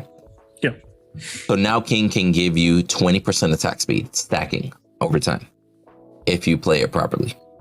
Well, the big thing about it is it's permanent. So if you get 5 kills, then you're at max stacks and you're at 20% attack speed for the rest of the game. And 20% attack speed is big, quite frankly. Especially for somebody like me that likes going Phantom Blade in the beginning. Now I got that attack speed that I was missing, bro. Where you at? So kind of cool. We do see effect number 2 here. Receive 5 bonus gold on hero kills and assists got removed. Now added Desperation. You're going to gain 1.5 to 2.5 based off of level of total basic attack damage as physical power for every 10% of your missing health. So the weaker you get, the stronger you get. Correct me if I'm wrong. Yeah. You remember Desperate Strikes in V42? It's pretty similar to that. That's spicy. So the weaker you get, okay, so we're going to have to go into AI, make a build, put somebody at 1 HP with full crit, full stacks, and just see how high we can get those damage numbers. We're going to have to test it out. Yeah, what were you saying, Bearded? You hit 10% of your health and you're at 90. You get the 2.5% for every 10%. So crazy. That's a good chunk. Almost 20% extra damage. Is there an attack speed cap? There's no. Okay, it's weird. All right, since it's percentage and you get diminishing returns, there is no technical cap, right? But you do have a cap, whereas your character will not attack faster than 1 attack every second. So you can continue to build, but you can't you won't see any benefit gains after that point. I gotcha. Like the characters themselves, animation wise and everything, are physically capped, even though you can continue. It's weird. At what percentage? That's at 100%. Empty said 2.5 is a cap. I don't know if that's 100%. That's attacks per. That's attacks per. I think it's second or something like that. You got to remember that each character has a different base starting attack speed, so the percentages are going to be different on per character. So the reason I'm asking is because if I take King, at what point should I stop building attack speed items? How many attack speeds? 2.5 attacks second. 2.5 attacks a second. Yeah, that's what. Yeah, that's the cap for every hero. But again, you're going to hit those at different points because they have different base stats for your attack speed. To answer your question, when should you stop building it? When you're going pew pew so fast that your bullets aren't doing shit. Do me a favor. You feel me? Either have somebody do the math or do the math.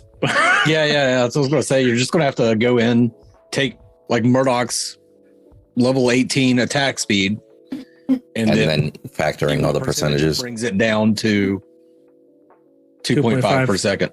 Yep. Or how many items does it take to get there? Because all the items are different too. You can't do the math when you don't have the numbers. Like I don't know those numbers are. So I can't just do the math. I can't just all right. They're at playfall.com. X, Y, and Z is not numbers I have. I need numbers to plug in. If I to find X, I gotta have something. So as I'm saying, I don't have these numbers. You see it in the menus. As you're adding items, it will update your stats on the menu. Just pay attention to the menu. Gotcha. Yeah. Keep building until that shit says, amen. That number didn't go up. Basically. Yeah, so then we have Ace. They remove 5% basic attack range. Thank you. Added Burst of Aggression. The next basic attack against an enemy hero shreds 4 to 8% physical armor for 5 seconds. 20-second cooldown. That's fucking massive with a Murdock. I'm just throwing it out there. Like, being able to stack all that pen. You remember his long range shot passive? You just get that in a aspect without the extra range. Because it's shredded armor too. Oh, okay. I was about to say, you're definitely not getting the extra range, but you're getting the other half of it. I get you. Yeah. And then effect number 2, gain 30% additional crit damage was removed. Now last hits on minions heal you for 12 health. So now, dude, I'm not going to lie. I love these changes. Like, because they're actually play style choices. Not hey, man, if you don't got that extra crit damage, you're throwing. Or, hey, if you don't got that extra gold, you're throwing. Like, at least now, it's really going to come down to your playstyle, how you decide to go about it. And somebody's not going to just necessarily automatically slap harder just because they pick one aspect over you. You feel me? They each have their own strengths. And that's the exact one that was removed from Hunter. Yeah, It just moved over to Ace now. That's cool. I think armor shred and healing on one. That's awesome. I think it's something that's very important too to say, because I don't think a lot of people pay attention to this too much, at least in the old system. Now it's even more important and more impactful to choose your aspects based on what stats you want. So like you can build, if you want to grab Rogue, you can put aspects into armor shred and stuff like that, but Rogue's actually a good aspect to have and does things. You know what I mean? Mm-hmm. So now you can actually go like what we call lethality from all of us who know League terminology, but pretty much meaning flat pen. Like going lethality carries is a thing. You fall off late, but you have a lot of early pressure. And like you can actually go do that kind of playstyle more now because you have this kind of flexibility with your aspects. Yes, bro.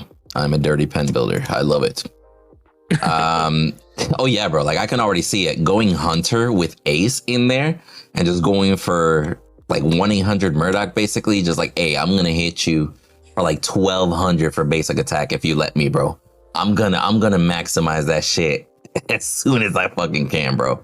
And then going like a king attack speed on heroes like, you know, like Twin Blast and Sparrow that already have really, really good attack speed scaling, that you could literally just fucking like turn into a machine gun. So the possibilities there are actually super, super cool. I'm very, very intrigued by it.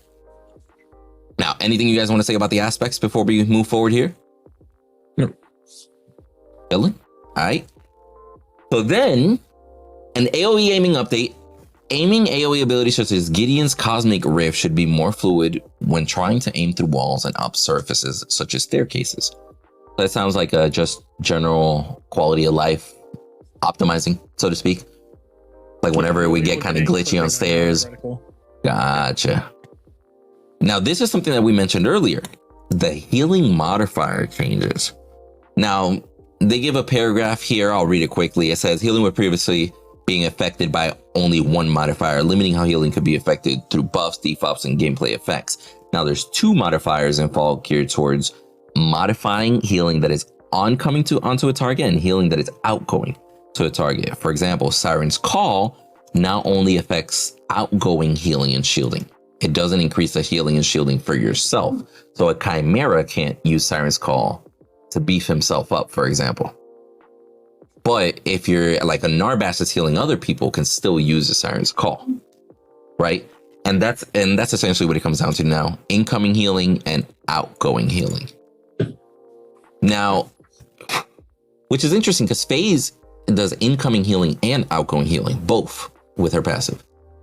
So you really could build an incoming healing build on FaZe to kind of just increase her own self-regen, keeps her alive longer to be able to support more, or an outgoing regen build which you're able to heal other people, but not yourself as much because you're enhancing that. You feel me? So the versatility there of which way you want to go, I think that's kind of cool, to be honest. The fact that it's not just like it prevents her from being as OP because you have to choose this or that when building those, you know? Would it be worth it to split build it?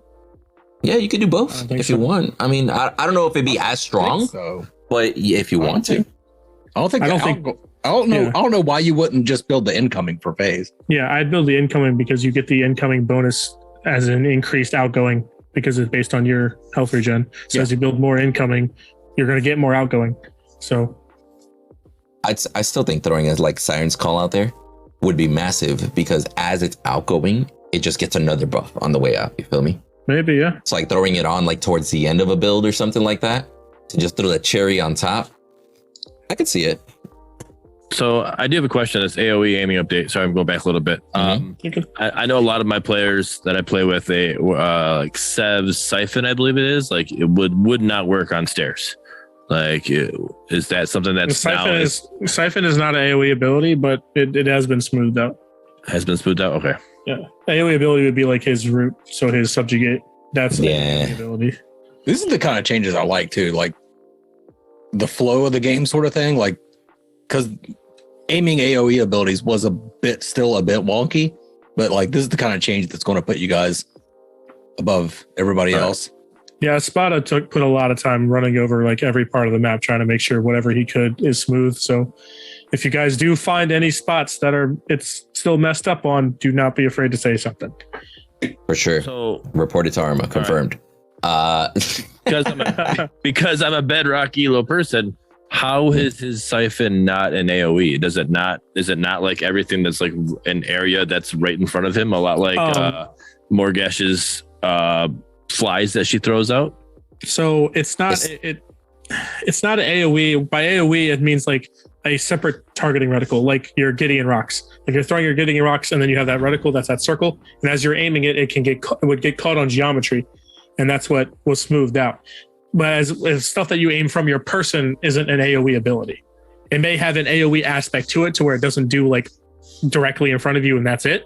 But it's not a AoE ability as far as systems are concerned. So to give you an example, the Morgesh example that you mentioned, the beehive, that's an AoE because it's a cone, right? Grux running up to you and knocking you up, it's directly in front of you, but there is no AoE involved. Well, I think we're more talking about point of origin AoE versus an origin outside of yourself AoE. And the origin outside of yourself AoE is the one that got smoothed out. Yeah. The Siphon issue with stairs was more Siphon didn't have verticality to add to the ability. It's not about it's ground targeting effects, not player targeting effects. So like hitting your Q as a Sev, that's a player targeted effect. You aim it with your cursor, not with a ground reticle. Okay. So with how Mangus added that makes sense because the way I understood it is like it literally is. It's not just one person you're hitting. Like you could hit a bunch of minions or an enemy hero in a AOE in front of you, which made sense. I was like, well, that's an AOE. That's why I was confused with the way. But I see what you guys are saying now. Like with the way Mangus explained it. Thank you. You're welcome. I'm here for you, buddy. He said that's why he's a partner. And yeah, that's why I said it. I'm gonna be all cocky and shit now. Hey man, you deserve it. But no, they also did movement speed. Movement speed slow changes. Now, currently all negative modifiers for movement speed in the game are able to stack on top of each other, resulting in certain interactions, just like Gadget's kit being almost able to root players in place because all the slows were stacking. Now they changed it. So now only the largest effect is going to take a place. And then once the largest effect ends, if there is another effect active, two examples would be Gadget's drone from above that does these separate takes, and then her Tesla dome, right? Like if the Tesla dome is applying a bigger slow, that's the one that's going to take precedence. If for some reason her Tesla dome goes away and that drone is still in the air doing the smaller takes, the next slow will continue to take over. But at all times, only the highest effect will kick on. So that's indirectly a huge Gadget nerf. Yeah, it is. That's what I'm thinking. Like, I understand why it was done, especially since we have phase now. Because could you imagine a phase matter limiter and a gadget matter limiter combo? Yeah, that would be nuts. Just all the stacking slows and shit. It's like, That's it. whoa, this is molasses. So at least it's a good quality of life change, but that they might have to go back and relook at gadget, because gadget matter limiter is the way. And now if matter limiter is not that strong, yeah, it's just going to be in a rough spot. I think matter limiter is still going to be strong though. I think that's just the item. So I think it also depends on you literally, it becomes more of a skill of the player now too, of timing, of knowing, okay, I just put my Tesla Dome out there. All right, now that's getting ready to go down. Let me put this out here. And because then to allow that to basically continue the slow even longer. Yeah, I definitely felt like before it was more like gadget has R and has R&B up. I'm just going to vomit it at somebody and see what happens. True. All right, now, if we could, Bearded, do me a favor. Go over this Fate's Gunblade item real quick. Yeah. Fate's Gunblade, 55 physical power, 15 flat physical penetration, 35 energy armor. It's worth 3,000 gold. The unique passive is grants a spell shield that blocks the next enemy hero ability, item effect, or monster ability. This shield refreshes after 60 seconds. Builds out of Shadow Strike and Sharpened Shiv. So the item effect or monster ability is this. Are they trying to make this available for certain purple junglers? I mean, yeah, it would be available for certain purple junglers, but I think the monster ability is just like an added bonus. But it's also something that can be negative. So like, let's say you're running by, let's say you're playing Kalara, right? And you have Fate's Gunblade, and now you can't R to someone while you're doing Raptors because you're not going to have your shield up. You know what I mean? Right. Because Raptor's going to shoot you and take your shield. So like, it's also about like that kind of gameplay balance there too. Well, you can't just like get like specifically in this situation that I'm referring to, you can't just be like, oh, well, I'm just going to bail on what I'm doing because I have this shield and go gank this person. Okay. That makes sense. I think it makes a lot of sense for ADC that's getting chewed up by like a Kalari or a Countess too. Mm-hmm. Oh yeah, Sure. This is a great item on ADC versus like an enemy Gideon that you know is like okay, he's about to start rotating. You know what I mean? I get the energy armor and I get to block the first rock. Like that's fine. Oftentimes, blocking one rock will give you enough time to survive and maybe do something about it. Yep. Yeah, and I will say it's just nice to also see versatility instead of just having to be like, oh, I guess I have to go Jar of Hearts because that has energy armor and physical power. At least now you get the option. Are you trying to build the anti-heal? Or are you just trying to, hey, I'm getting melted, like Mangu said, by a Countess, for example. I really need more protection. So let me add this item to protect myself from that monster Gideon or whatever. Yeah, so it's also just the AD version of the AP warrior, I guess, right? So like it's just adding more options to every role, which is always a good thing. For sure. And I like that it's in purple. You feel me? Like this easily could have been an item that could have been in red, but because it also includes pen, they're like, yeah, let's just throw it in some purple. It'll be all right. And I dig the fact that it's in purple, quite frankly. Also adding more build diversity. Hey man, don't judge me. Also providing more build diversity, you feel me? Instead of like all red builds, all green builds, you feel me? Right. So also, we see on here, moving forward, we see Sword of Souls. And again, a lot of these items, we've either gone over in the past or they just recently showed within the last week. So we're just going to briefly talk about them and move forward, try not to spend too much time. Sword of Souls, 55 physical power, 15 flat physical penetration, 700 gold. The passive is you gain 0.6 physical power per stack, stacking up to 75 times. Minion kills grant 1 stack, while hero kills assists grant 5 stacks. At maximum stacks, you gain 10% bonus power. So essentially, it's a physical damage stacking item that once you finish your stacks, you get rewarded with even more power. That's what I'm saying. Like you combine Sword of Souls with some of these new aspects, start throwing in there some heavy physical damage cards, bro. You can do a nasty crit build here. You can get some big numbers running. Absolutely. For sure. But it will be a late game build if you do that.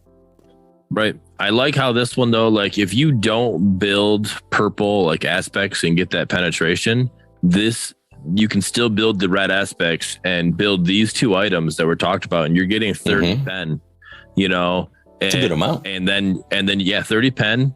And then plus you're able to, and then that also you get the 10% bonus physical because you're putting all your aspects into red, which I'm assuming that will still gives you the physical power. 5 physical power every time you put a point into it. So you're getting that 10% just went up, you know, and then you go even, you know, then then you just keep on building other items that are going to give you, let's say you build a demon sword, which we'll get here to in a second. That's another 40 physical power. All these physical power, like that kind of, it makes it, I love the diversity that this is now going into.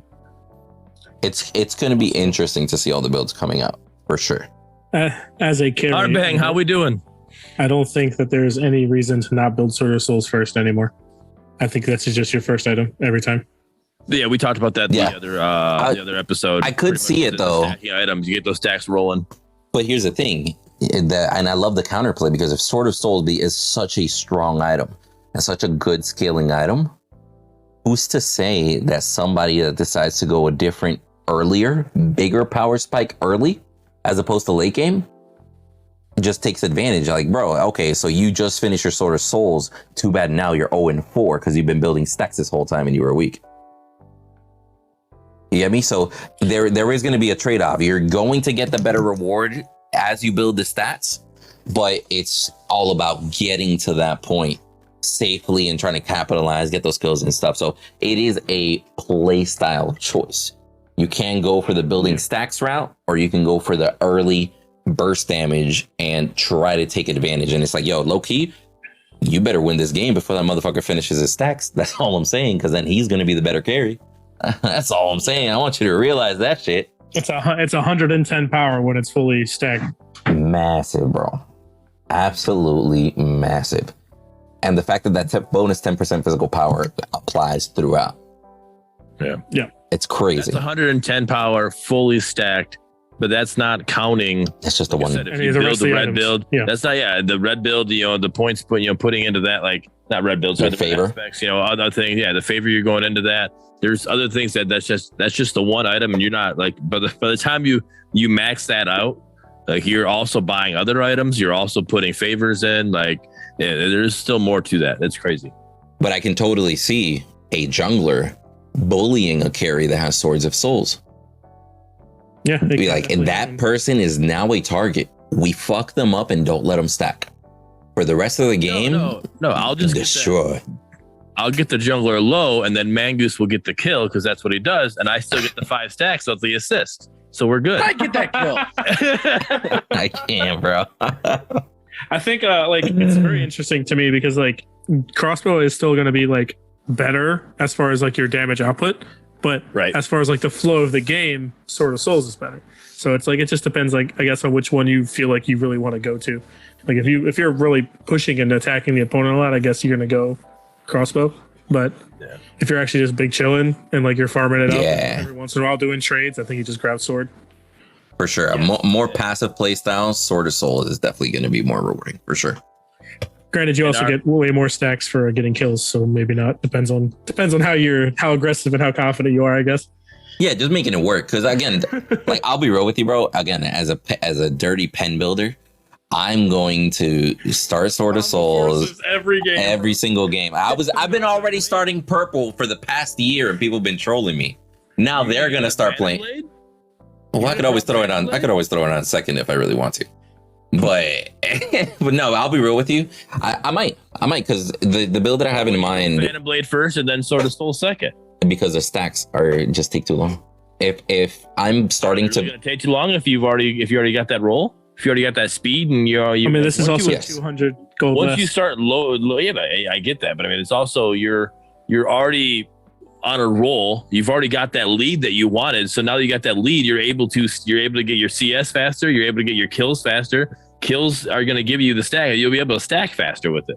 I understand the mindset.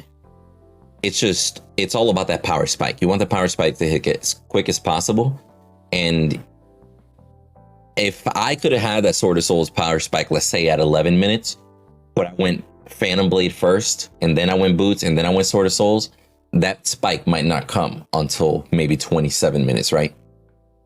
And it's just one of those things that if you're going to build it for the stacks, you have to get those stacks as quick as possible. You feel me?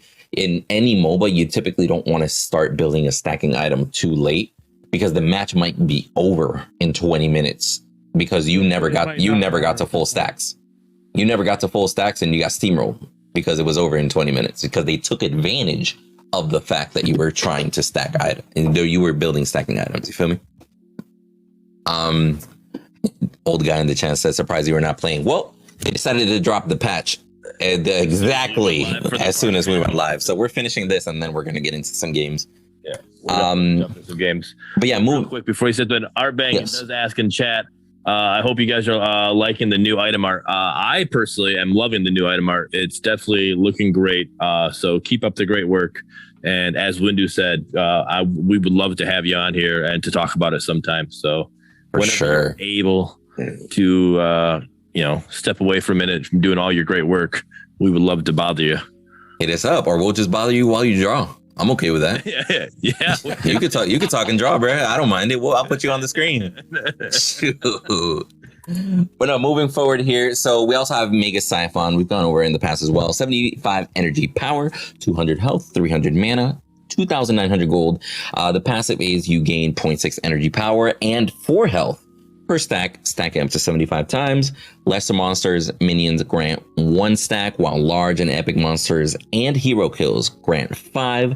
At maximum stacks, basic abilities have their mana cost reduced by 10%. So a very, very similar mage version of Sword of Souls, giving you cooldown reduction, giving you health and energy power. Very, very good. I could see almost, if not all mages building this, because mages are the ones that really plow through minions. Once they hit like a certain level, or once they upgrade that one ability a couple times, or get that one item, they're like, yo, clear the wave, easy. And they can really, really get those stacks really quickly. So I don't see why mages wouldn't start that one first. All right. Couple questions here. What is the difference between a large and an epic monster? I'm assuming Orb Prime would be your epic, right? Mm-hmm. So Lesser Prime would be a large? Does Red Buff count as a large? I wouldn't assume so. Well, I would actually consider Raptor and Prime to be epic size monsters. And then like Blue Buff and Red Buff would be large monsters, while Lesser and Minions, it would be like shrines and, and like jungle camps, Minions and lane, etc. You feel me? All right. Minions and jungle. I don't know. I think I would think that Lesser would have to be large. I don't think Lesser Helix is equal to a regular minion or a. I would say Lesser Helix, even though he has the word lesser in there, which is kind of weird, I definitely would say he counts as a large/epic monster. I would say he counts as an epic monster because it takes just as much to drop him as Raptor. I think.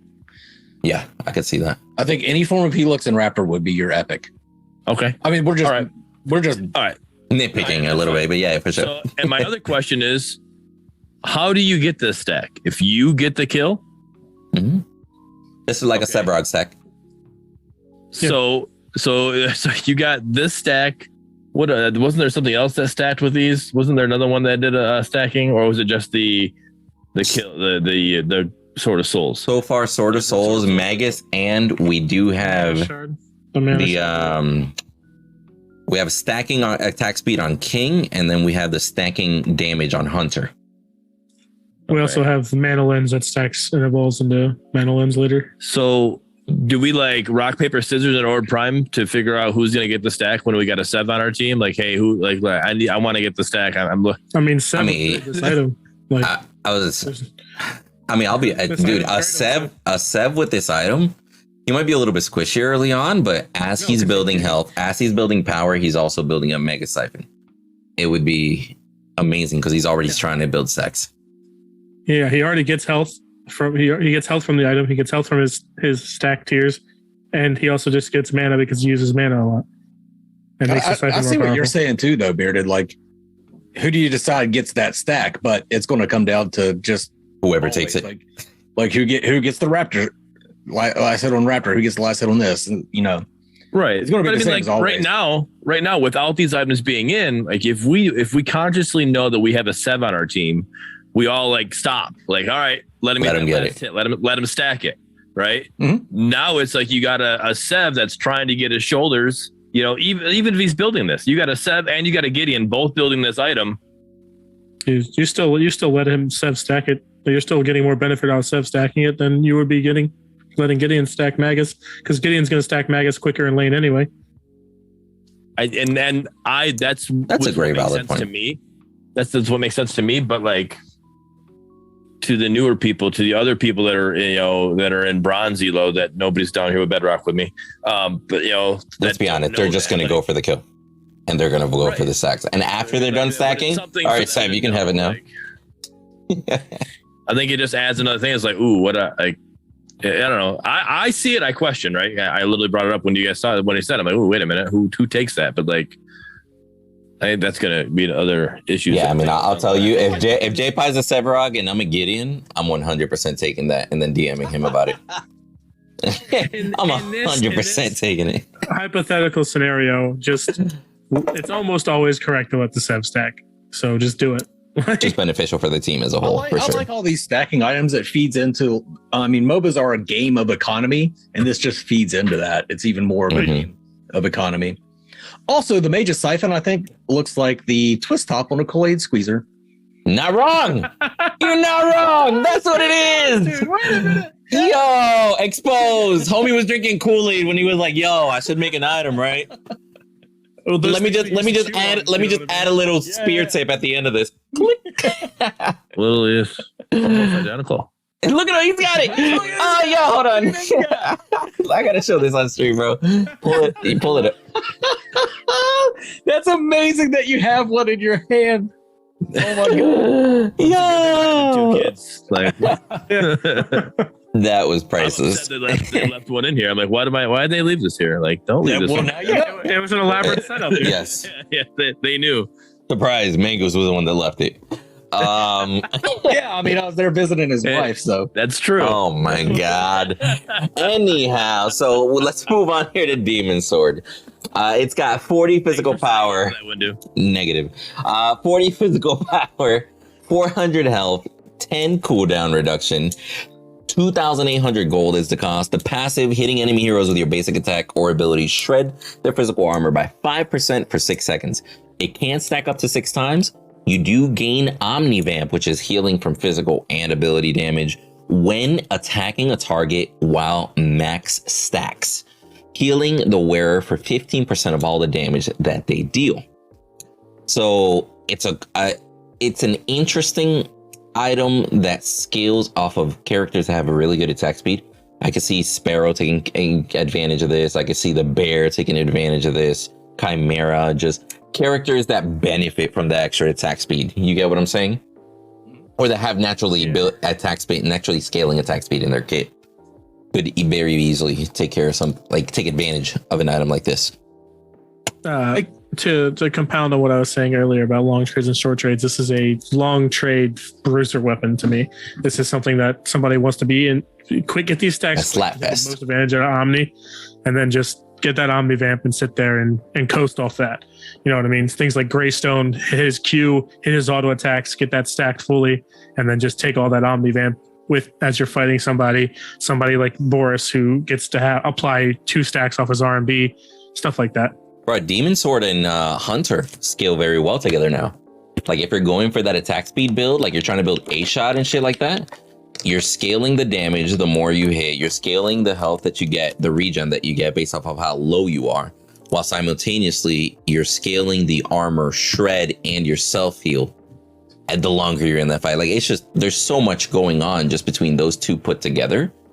And like we mentioned, you could go for an early game or a late game. Imagine a carry starting with Demon Sword and Hunter.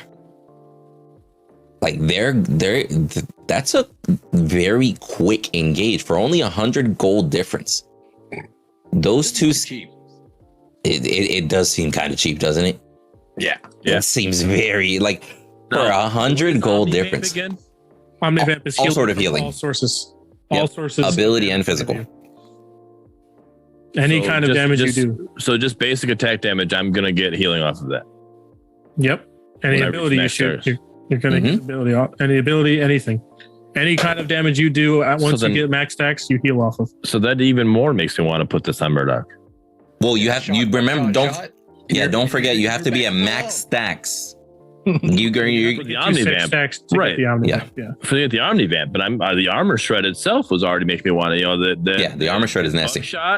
The buckshot at this stacked with the buckshot stacked with was a hunter that does the armor shred as well. Yeah, like Mangu said, with- shotgun, and then a basic attack. You're already applying the shred from the shotgun, and then an extra 10% because of those two basics. Yeah. And that's where I'm And coming then from. Like stack you that could with- start this early, and you would have an advantage over somebody that's building Sword of Souls. But Sword then of also Souls will with still the scale better as the game gunblade. goes on. The gunblade and Sword of Souls with it too, as you're like filling out your thing, like that's 30 flat pen on top of the shred that you're doing. Like That's spicy, bro. Another big thing that I want to say I'm gonna about have a Demon colorful Sword. build when I'm done with this. I like it. Yeah. A big thing I want to say about Demon Sword, because it didn't for some reason end up in these notes. So I want to make sure this is said. The unique passive of hitting an enemy and taking the armor, that was part of God Glue. God Glue no longer has that passive. Correct. And God Glue no longer as an armor item shreds. has changed. And God Glue as an item just changed. Which is a great change, by the way. Mhm. It was too heavy no loaded. longer do you throw a flask out and you do the wherever you're aiming it? It's now a support item that you throw at the ground. So wherever you're standing. Spicy. Oh. So it involves more positioning now to activate. It's a white item versus what it was a green item. It was too strong against Countess the way it was. Oh, True. 100%. It was too And also, loaded. Like it gave you too many stats plus the utility out of it. Wait a minute. Yeah. Hold on. Like you said against Countess though. So if Countess jumps on me in ADC and and Goose is my support and he has God Glue and he's right next to me because that's really what a support should be doing. As soon as Countess jumps on me with her ult or whatever, what is it, her That's Q it. that she's also able to jump, you literally drop God Glue. She can no longer go back with her Q, right? Right. So then, that pretty much neglects. I mean, that's already It's- huge on her. That as puts her in well, trouble. It's still Yeah. it's still a situation of it makes your support have to be positioned differently versus Yeah. just being able to throw the flask from a distance. Exactly. Right. Yep. No, and that's Plus, fine. But it was a lot of also a times green once item, you- which you would just build in a different situation. A lot of times the way I would use it too is when I saw her coming, I would just throw it on top of her and then she can't shadow slip to my Yeah. Yeah, and then you just fight her in the glue and that's it. You know what I mean? Yeah. and she's gone. Yeah. Usually if she shadow slips to you, it's too late already. Yeah, she's pressing buttons. Yeah. Now I will You might say, not survive it, but you're probably not going to survive it either. Yeah.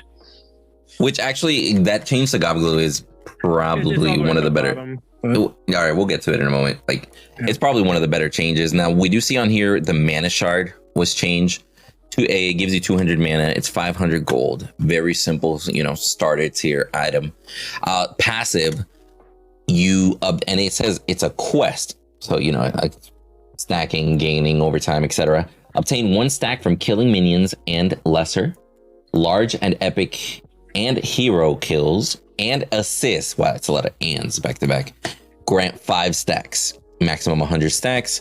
Gain 7.5 mana per stack. Stacks carry into mana focus, which is the next item, right? Like, it's cool that you have the stacking item at only 500 gold. If you choose to start with this item, you can. You feel me? And it them builds trying to into shorthand something. This, but putting that many ands and not putting commas is not a good way of shorthanding it in the first place. Bro, the but comments would have been like- simpler. Right, comma would have been simple. Would have been way simpler. But for people who don't read everything, but they're just glossing over everything, them reading large and epic and hero kills and assists like that, they don't know what large and epic is because they didn't read the 2 above items that let you know that it was a large and epic monsters. I'm just gonna throw it out there, bro. We don't 100% know what they mean by large and epic. We just came to the assumption. You feel me? Like, that was nowhere on here to let you know. I am assuming that I'm going off of the mega siphon that it's a large and epic monsters like and hero kills and assist grant. Like it literally is almost the exact same sentence. But you took monsters out of it. Basically, that's what it comes down to. I mean, it's like, but like them, like you said, large and epic. So a large and epic here and hero kills. Does that mean it's got to be like a 4? I gotta get a quadra kill. Is that would be large and then a penta would be epic, right? Is that what I'm? Use or. Yeah, I'll be really. Like I don't know, like that's it. It's just by seeing that people who read, oh, mana shard. Wait, what's mana shard? Yeah, reading that, it's like. It definitely seems more of a oversight. If I get a quadra kill, got it. All right, quadra kill it is. No, it definitely just seems more of an oversight. To clarify, large and epic monsters minions / and or hero kills and assist. This definitely should have been worded better. But when you are throwing words like that, for having a little legend somewhere on here, like epic means this, legend it means this, whatever. But they do also show that it builds into mana focused, 50 energy power, 500 mana, 10 cooldown. Seems like a pretty unique item. One of the passives, focus, receive 1.5% of max mana as energy power, and this is an item that stacks mana onto you. So this is actually going to be something super cool on characters like Narbash, for example, that consume a lot of mana. Another passive, quest. That's basically the one that we mentioned earlier. You gain 1 stack for killing a minion or a lesser. You gain more stacks for doing kills, assist, or killing large and epic units, minions, whatever, reaching up to maximum of 100 stacks, right? So the fact that it converts mana into power, and on top of that, it gains stacks, it's almost like giving you a progressive version of what Mana Lens used to be. Because you're able to build up stacks while converting the mana into power.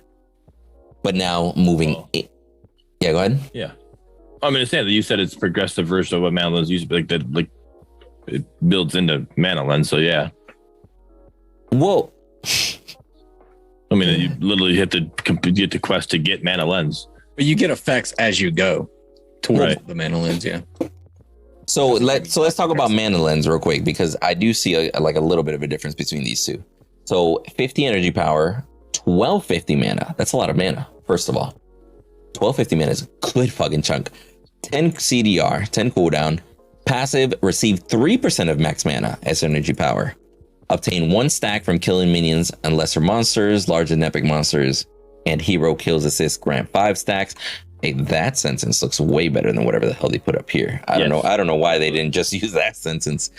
Gain 0.75 mana for stacks, and it evolves from mana focus.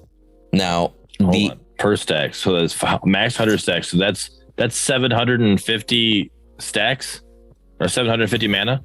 Yeah, if you complete Mana Lens, you get almost 2k mana. On top of the 1250 that you get, and then so you get on top of your natural scaling. 1950. Yeah, you get 1950 mana just from Mana Lens once you complete it. So correct me if I'm wrong though, because I'm noticing here what the fuck? You can no longer just build Mana Lens. You have to build Mana Focus and just have it evolve. Right. You have to complete it. Yep. Interesting. But then completing it just gives you the whole surge. That's a positive trade-off for it. Like you literally have to work for it. So that's what you get for working for it. Is you get all that mana.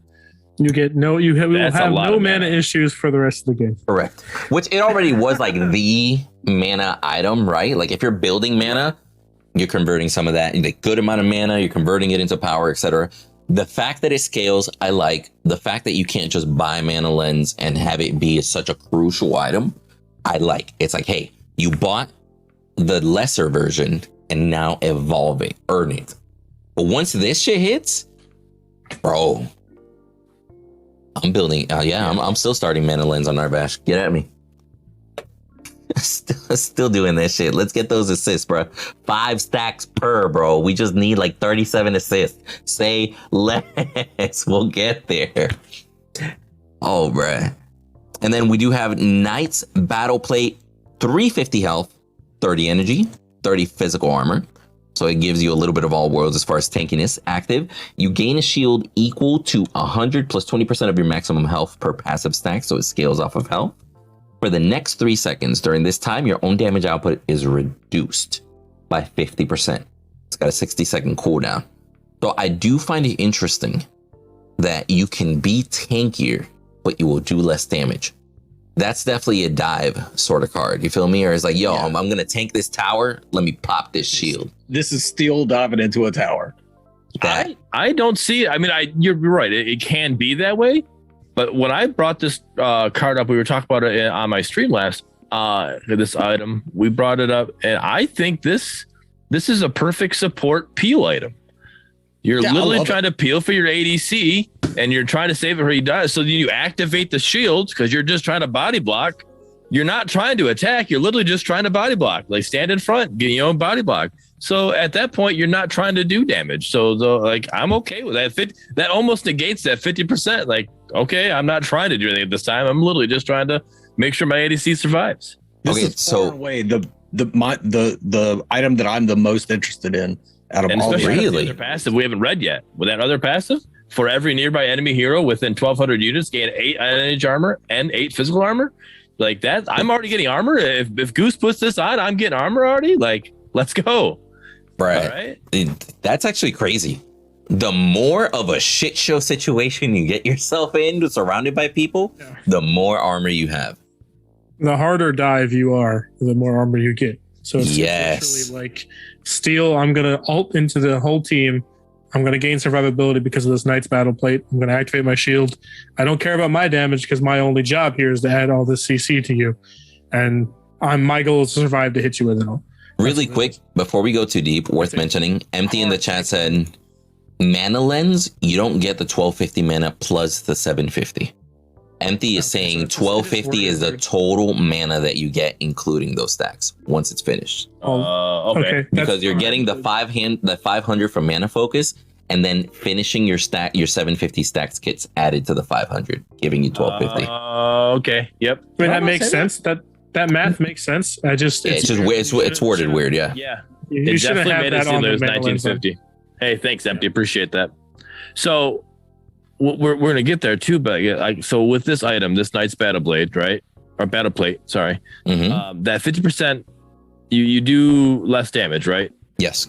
You're reduced by 50%, right? Now let's say you For 3 have seconds. the Knight's Battle Plate, and you also have Thorn Shield, right? The wear effect, when affected by a basic attack, deal 12% of your total physical armor and energy armor damage to attacker. Is that now 50%? Is that now 6% that you're doing with that? Yeah. I would assume yes, because all outgoing damage, whether it's active or passive, gets reduced, including Bail Arm and stuff like that. Okay. Now, actually, leading into Thorn Shield, we have a new early item here called Shield of Mirrors, 25 physical armor. The passive is when affected by a basic attack, deal 5 energy damage to the attacker. Nice little twist on that Bail Arm sort of vibes, right? And then the actual Thorn Shield itself, fully built, is 300 health, 60 physical armor, 15 cooldown reduction, 2,800 gold. Not only the passive that you just read, the 12% of the total physical armor as energy damage, but on top of that, it reduces crit strike damage bonus from all crit strikes received by 20%. So it basically helps negate some of the additional damage that a critical build will do against you. Not all, but some. It'll help a little bit. Right. Yeah. You wanted to say something? Empty just said only thing that isn't affected from damage reduction, I believe, is true damage and executes. Yeah. Interesting. So the bear can pop that, get the shield, dive you under tower, and his execute will still take full effect.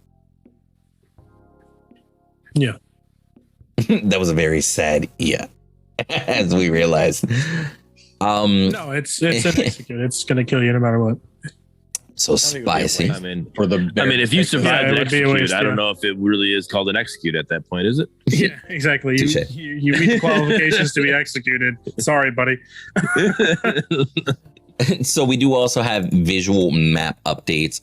Can't wait to actually get in there and go throughout. For anybody that is listening live, I'm pretty sure we're all just going to start playing matches after the partner panel is over. Yes. So that's going to be cool if you guys want to tune into that. Yeah, there's something else important that Artbang just said that it wasn't outlined. Sorry, didn't mean to interrupt you. Every single component in the game got new artwork. There's new artwork for everything. Oh, nice. So, oh, spicy. So that's why he was asking if we enjoyed it. We haven't even seen the full extent of it. Pretty. Too he bad. worked pretty hard on getting all those in.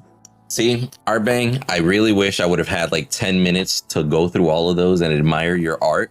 But too bad that they released the patch like 5 minutes after we went live. So we actually haven't even gotten to go in there yet. I apologize. It's going to sound cynical, I guess, or whatever. But like, unless these are what we plan on being the final item or item art, I'm completely okay with it. But the way I was explaining, it was always explained at the beginning, is like this 2D art is always, we want to do a 3D art. Like placeholders? The play. So these are placeholders. So if what we're going into right now was just more placeholders, why? I just don't understand putting the time into it. I appreciate it because they all look great. All the art is amazing. I love it. I'm not like trying to downplay that in any bad way. And please don't take it that way, Artbang. But like, I'm just wondering what would be the reasoning for the redo of the item art? Just to fit the aesthetic of the game now, because like you got the new map and stuff. It would kind of be disingenuous to look at the items and see like older item art that don't fit that new aesthetic, especially considering marketing and stuff is going to start up with this patch.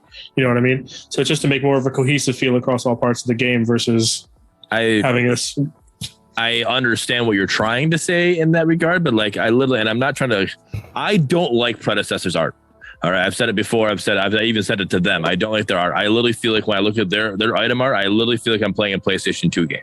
Like it's that old style, looks the like Zelda items, crazy, right? So this item art that we had pre-14 is amazing to me when it comes to item art. All right, I know they want to do a 3D art. I get that, but like it still would fit. Even the new, yes, it was. Did we have that item art in 13 or pre-14, and it's still carried over 14? Yeah, but it's still good looking art. Like it's better than a lot of other games that I've played. Like I think that still carries over and it still has a great feel to it. Yeah, the big thing is just all the artwork still like looks the same as far as like the items wise. They still look the same. They just look updated visually. So it's not like new item art. It's just updated item art, like better like Gate Scroll that we went over a few weeks back, like how it went from like a 2-dimensional scroll that we would see, and now it's just an art drawing of a 3-dimensional scroll. You feel me? We can kind of see it from the side, more dimensions, and I think that's what essentially they're just aiming for.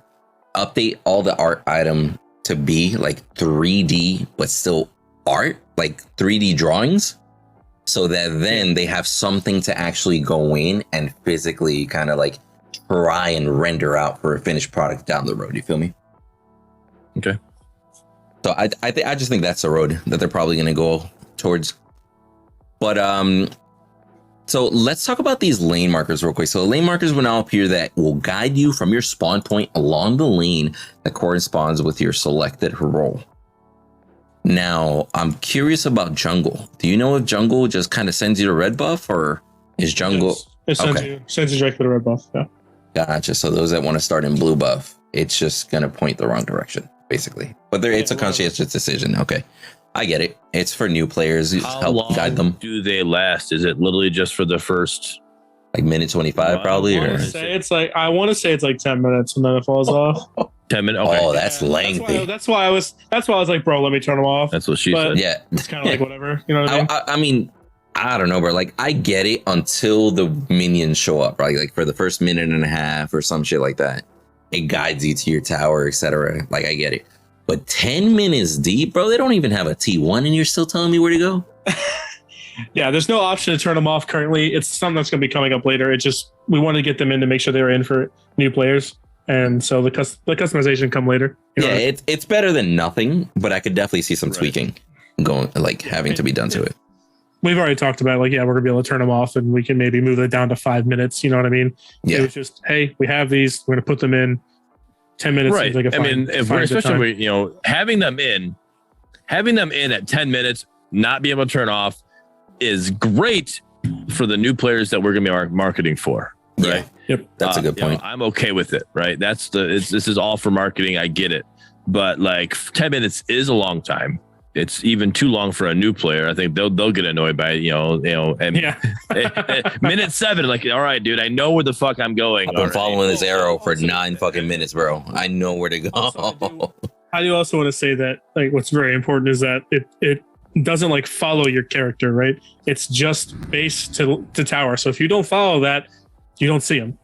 It's not like it follows you and tries to point you to it. You know what I mean? Like, Can you imagine like a GPS?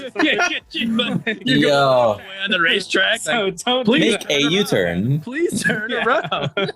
Yo, don't think that. you know what? I'm curious. I'm curious though. I could imagine it being like what it was in Paragon. Literally, it was just that little, crazy line that kept on moving all the way to the tower, and you're good. Like, and I get that, but I mean, like, it'd still be like, all right, you see that, like, all right, but like maybe you're going, I don't know, you're going to, the other thing that's going to have a problem with that is the new people that don't know to leash. They're going to follow that arrow to their lane and leave their lane alone, and they're not going to leave the jungler alone. They'll leave their jungler alone. They're not going to leash. Mid laner, why didn't you rotate? The arrows told me to stay here. Yeah, I literally was following the arrow.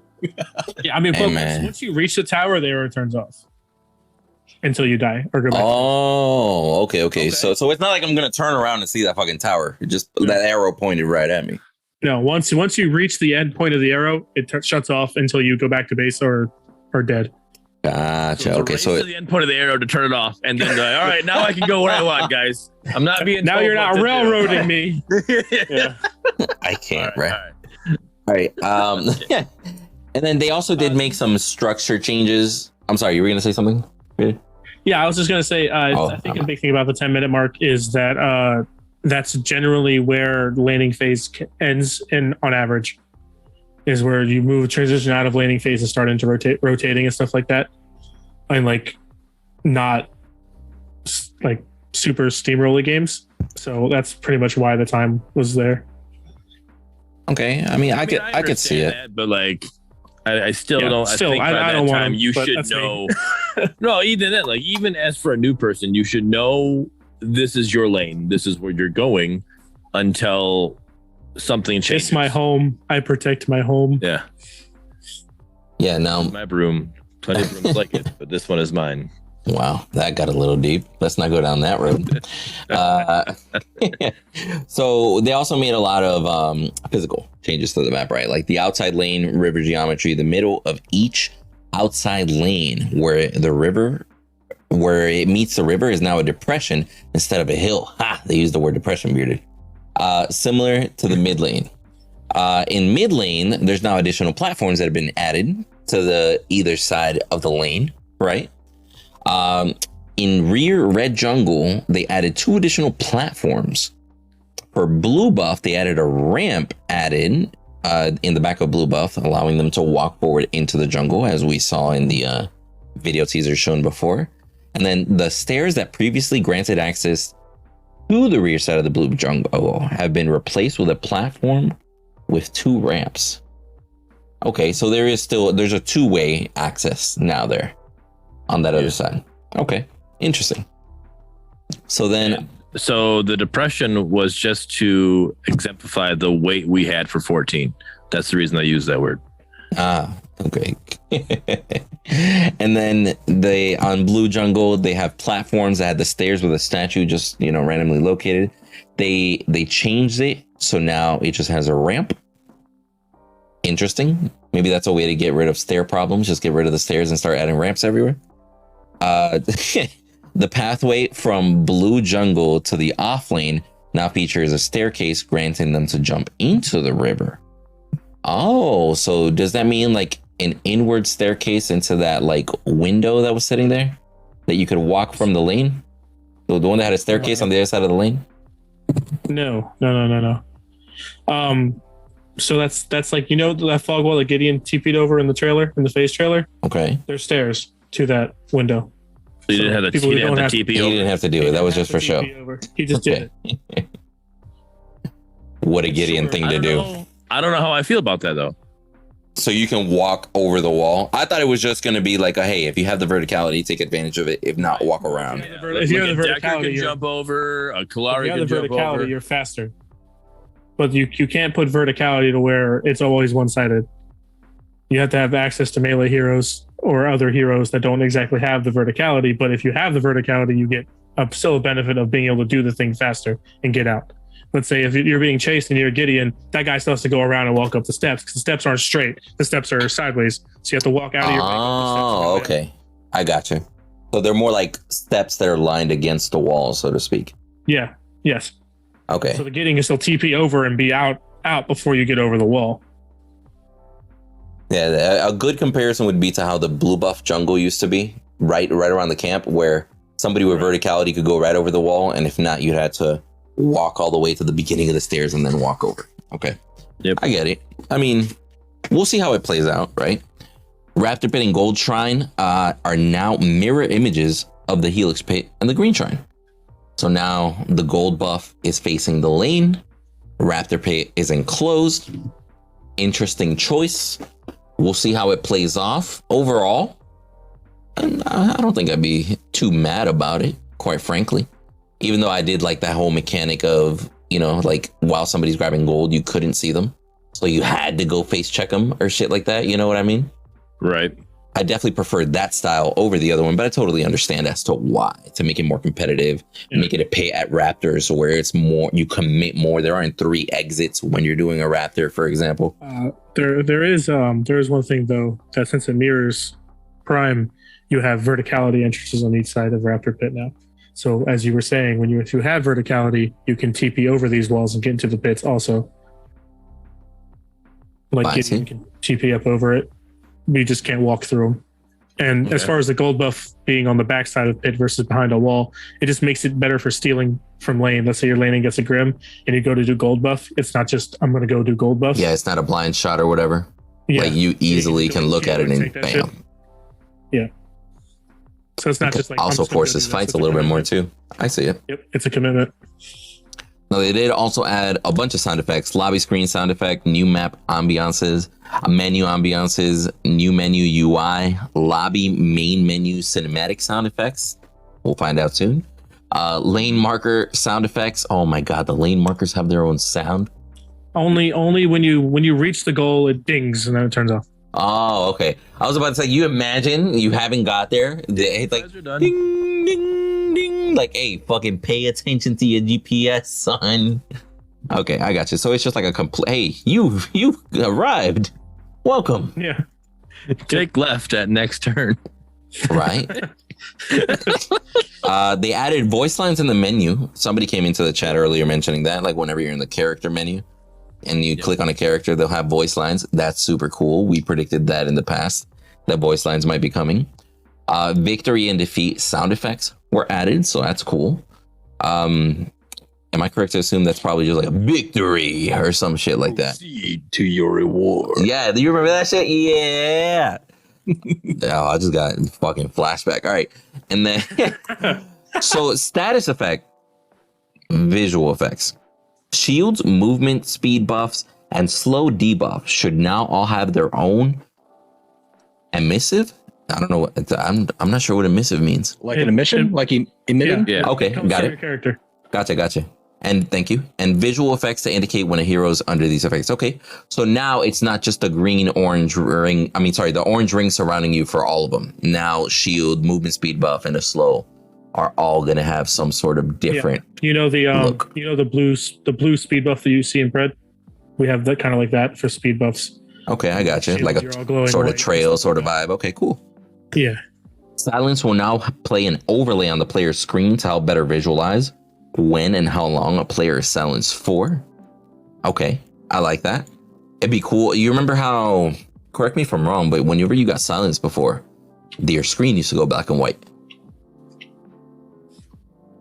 And Paragon, yeah. Yeah, that, like in the old days. That's what I'm saying. Like stuff like that, adding visual effects to stuff like that is huge, because I don't know how many times I've been silenced and I'm like, why the fuck is my ability casting, bro? Hit that bitch. And then somebody's like, oh, you could have got silenced. I'm like, you're right. I could have got silenced. Yeah. Fuck. Too bad I don't know. Yeah. I really can't wait. Sorry, I didn't mean to cut you off. You're good. Bearded. You're good. I really want like a character that silences you from like a range. That's gonna sound weird, but I really want to hear like when she silences you, be like shh or something like that. You just hear that shit, and you're just like, ah, fuck. Right now I hear, and then I'm like, Yeah. oh fuck. True. Right? So Jelly did say in the chat, one of the issues with a change. Bring it up. My bad. You're good. Go ahead. Jelly said in the chat, one of the issues to a change is that if Duo wants to join Raptor, they have to go all the way to mid to then backtrap into the pit. Right? Yeah. But, and which I understand, it's not that easy and it might be more of a hassle, but it is a team objective sort of vibe, right? Like Raptor should be one of those things that you have to commit. Just like Prime, you have to go into the pit to do it. The fact that you could get so easily into Raptors from so many different angles and get out just as easy was just annoying as shit. Like it was It led to a lot mayhem. of posturing and not a lot of things. You know, Yeah, a lot of people just squaring up and nothing happening. Right. There's Yeah. a lot of that whole dance around it. But I think I see what I understand what he's saying is that dual lane, like that's like you're trying to protect your dual lane, but now you're pushing them all the way in there. What if you were to turn Raptor Pit and have it face the exact same way or Prime is, so then it's easier for your dual lane and only your mid laner has to make that hard commit. And you got jungle lane and your dual lane making an easier commit. Yeah, then that makes it easier for the enemy duo to come in and. Well, yeah. So but here's what here's the general thought process for me, at least behind that. One thing that a lot of people get hung up on is that it's like a team objective. Like you should be there with like your 4 guys, but you also got to remember that a lot of damage items are added in this update. So you're going to see that Raptors are going to fall a lot faster than they were last update because you're picking up items that are going to give you a lot more damage on damage dealing heroes. And so like someone like Boris could go in there and maybe slap it with less help within this update. So I think it's important to be like, number one, your duo should have to actually get out of position in order to try to do something here. To do a major objective that helps for sure. Yeah. So your duo being more safe while sitting kind of close to their lane and doing this weird posture thing led to a lot of nothing happening. And then when you commit and actually have to go into the pit and like get away from where you're safe, it makes it so that, okay, well, you've committed now. The risk reward is more like obvious, I guess, in a way. It's more forced. You know what I mean?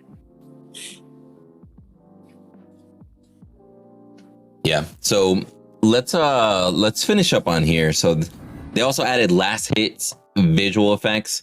Last hitting minions should now play a gold explosion visual effects for the player. We saw that like a very exaggerated form of coins flying everywhere and shit. Slightly altered version plays when a turret is destroyed. Cool. Gadget Tesseract reaction dome visual effects should now change color based on if gadget is enemy or ally. That was needed. That's a very, very big thing that was needed. It sucked. Was that ours or theirs? I couldn't even tell. Fuck. right. And then Dying, and I don't know why. I do think it's cool that Gate Scroll has a beam effect that plays from the sky while it's being channeled. So I like it and don't like it because before you could just show up on that tower with Gate Scroll and they had no fucking idea. It was a surprise gank. Now you can visually see that somebody's gate scrolling here, which is pretty normal in other MOBAs that have a similar feature, right? Like you get some sort of visual indication and it's color based, letting you know if it's an enemy or an ally. Cool. Wouldn't you know though? What do you mean? Well, wouldn't you know that it's a gate? Like if you're under the enemy tower, your teammate can't gate scroll there. It can only be them. So yes, but you know what this tells me? The fact that they're color coding that they might actually be adding the ability to gate scroll towards a ward, which is something that you can do in other MOBAs. Yeah, Okay. in the future, that's something we want to be able to add is the Okay. ability to gate That's scroll, fine. things like that. If that is the plan, I get that because I think I remember that being a thing in another game that I played. I can't remember if it was a Genesis or something. But Yeah, because imagine a ward is right by that gold, makes sense. but you can't see the ward, but you see the channeling going on right by gold. Right. But yo, somebody's showing up there. If you take this out of towers, then yeah, it makes sense to me. But when it's only towers, like my It's team, redundant, like, yeah. I'm like, yeah, I know. I'm attacking the tower right now. I like, Yeah. that's what I meant by that. Yeah, it's super impactful because like League has TP as a rune. Other MOBAs have TP items that you can do this kind of stuff too. So it's just future proofing. Correct. Doing the work now so they don't have to later, basically. Yep. Going over some quick bug fixes here. So on Gadget, her anti-personnel mine fixed an issue that sometimes was prioritizing a minion over a hero. That can be very annoying, so that got fixed.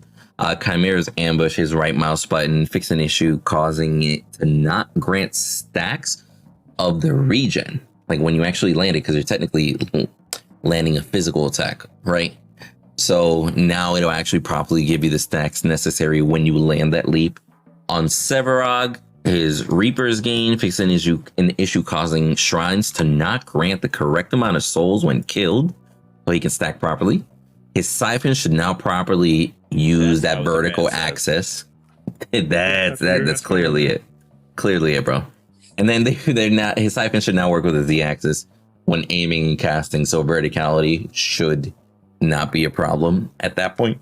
Yep. The heads-up display, they did add a friends list, which we already kind of had one in a corner, right? But various party and friends list fixes were added in order to help prevent a lot of, I guess, confusion too, because there were a lot of bugs within the friends list, and like be like, yo, like somebody's telling me they're online, but they're showing offline on my side.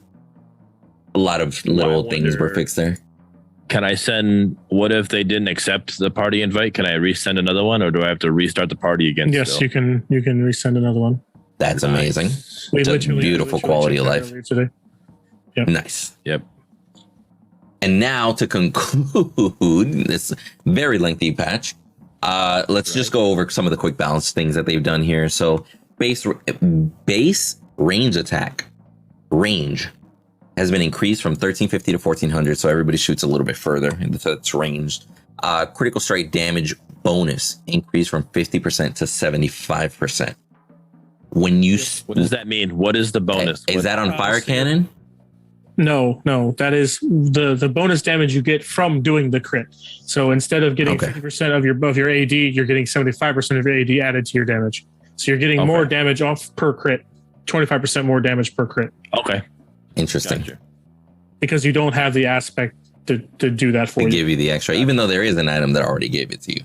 And it's the same with the range too. They just baked it into everybody, which having everybody I said that was like a year ago. Yeah. You said that a while ago, yeah. Having everybody, including casters, have the extra range is just amazing, right?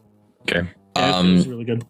As well as Countess, her Shadow Slip now executes small jungle minions as well before it just did the damage.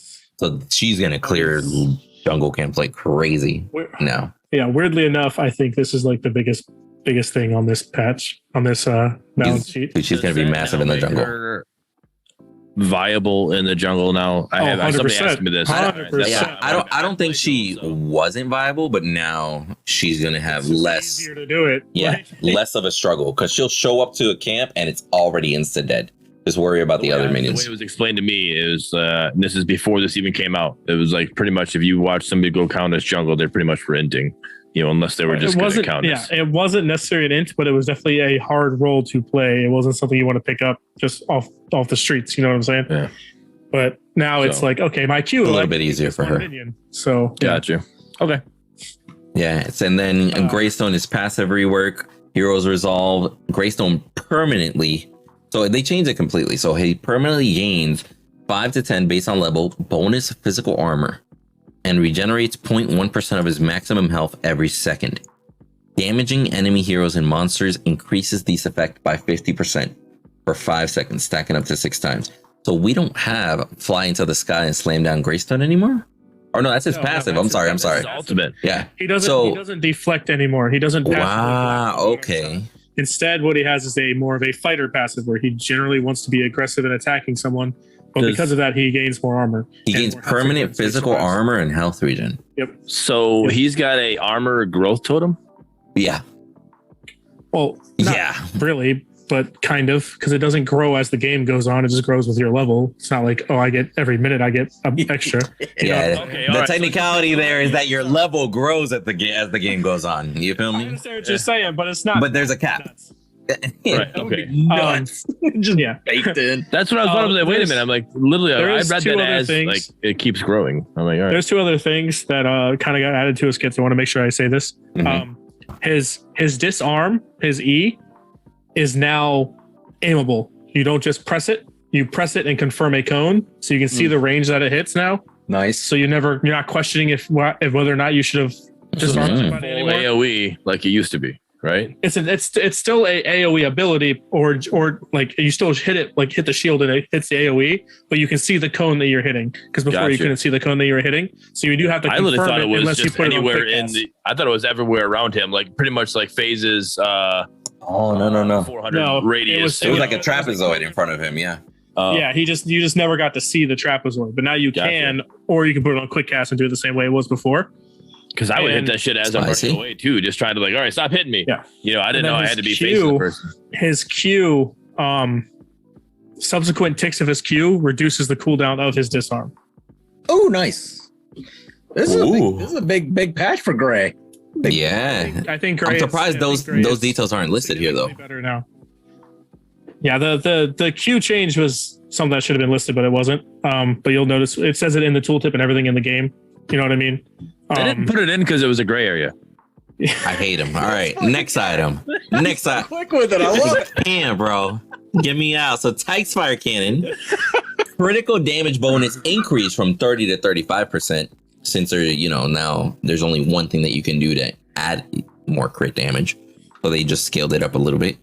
Substitution got adjusted. No longer has shorter timed effect. A new active. Target an ally hero within 1,500 units and grant them the lifelink. Heroes can only have one active lifelink at a time. 90-second cooldown. The passive. So- the lifelink transfers 15% of all damage taken by your link hero to your allied hero. So it's basically a phase link that transfers damage. Yep. That lasts. It's no longer timed the window. It's link them. For as long as they're linked, you will take that damage. Okay, I like that's it. what I wanted to understand. Amazing, I was like, bro. I love starting substitution. Substitute you had to before pre-14. I'm trying to understand this, right? You had to time that. Like, okay, we're getting ready to go into a Yes. fight. Let me click my ADC. All right, anything he takes, I'm gonna take that For a short time that, frame. whatever it was for a short time frame, right? Mhm. Yeah. So now it's no longer that. You can now like, all right, I got subs on. I'll click my ADC. We're hooked. We're good to go. It's permanent as long as you're within range. So as long as he stays within 1,500 units of me, Yep. A little longer than an auto attack. okay. You take Right. 15% of all the damage. So if we step away auto attack, like then it has to be a reconnect, right? And you better hope you don't do that in less than 90 seconds, bro. Could you imagine cast it, walk away? Son of a Mangoose, why'd you go that way, bro? You bobbed, I weaved. You fucked up my subs. I can hear him already, bro. You imagine like cast it? I gotta wait a minute and a half to cast this thing again because somebody went to gold buff without me and didn't tell me. Holy. I'm just using Mangoose as an example. Smooth brains on the picture. Yeah, what's up, bro? Yo, get me out. Oh, but I think that's an overall healthy change, quite frankly, especially since it almost gives a hero that is not phase the feeling of, hey, I can be as helpful as phase in a way, even though they're not phase. You know what I mean? Like a Narbash that's healing with that link constantly up would be big. Okay, so MT just clarified. If they walk out of the 1,500 units, the link breaks, but as soon as they walk back inside the 1,500 units, it reattaches. Nice. Oh my God, that's OP then. The link, so the cooldown is just to swap to somebody else. That's crazy. Bruh, like, But you still, Can you still turn it have off? to. What if I don't But want you to take that damage anymore? You can't turn it off, and then oh, you better get you away. have the 90-second to switch. You better get away So you 1,500 units, you have right? to leave. You have to leave that 1,500 units to turn it off. If you're one hit and somebody's looking at your carry, you better run the fuck in the other direction, bro. You better fucking run. Yeah. That carrier like he's got a gadget. Oh yeah. Sorry. Bye bye. Yo, I can't, bro. But I think that's actually going to be cool to see in game. It's going to add to gameplay. I can imagine we're going to see a lot of cool clips with shit like that, right? And those are item changes that I thoroughly enjoy. Now we do have the unyielding mantle, 400 health, 40 physical power. Oh, before we get too far, sorry, MD brought up a great point. I agree with what he says here. I personally think the link should deactivate if you're below a certain percent. So if your support gets below, it gets to they're at 25% health, that's what, hey, deactivate, because now they need to survive. They're a little bit, if they take any more, it could be detrimental. So I think that'd be a good actual input. That's a good quality of life change, but also I die for my carry, bro. Linked forever. So yeah, I died for my carry, bro. At that point, amen. If I died and you didn't get the kill, I'm mad at you. Exactly. That's all I'm saying. You wasted my 90-second cooldown. Yeah, but especially if we can both survive, like that's. I mean, I don't know. I think that's. I mean, I totally get it. It definitely could be a different way, right?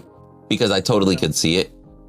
Because it could lead to some feel bads moment. So. Yeah, I like it because it is high risk, high reward like that. Like your attach always, if you're low, you better hope nobody's targeting whoever you're linked. You feel me? But at the same time, if it had a drop off, like, hey, after a certain percent, the effect deactivates, it would almost be too strong of an item. I feel like it needs to have that give and take. Like that risk needs to be there because you're taking 15% of all the damage your carry's taking. You feel me?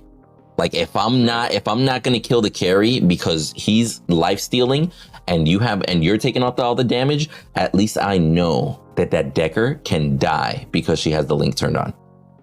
I can focus on the carry and slowly melt both of them because they chose that. You feel me? Right. So I understand it. At the end of the day, it would be a quality of life thing, but I think everything that's strong needs to have a caveat. It needs to have like a give and take scenario. I agree. Yeah, so I don't know how I feel about unyielding mantle giving you physical power instead of energy now. But I love it.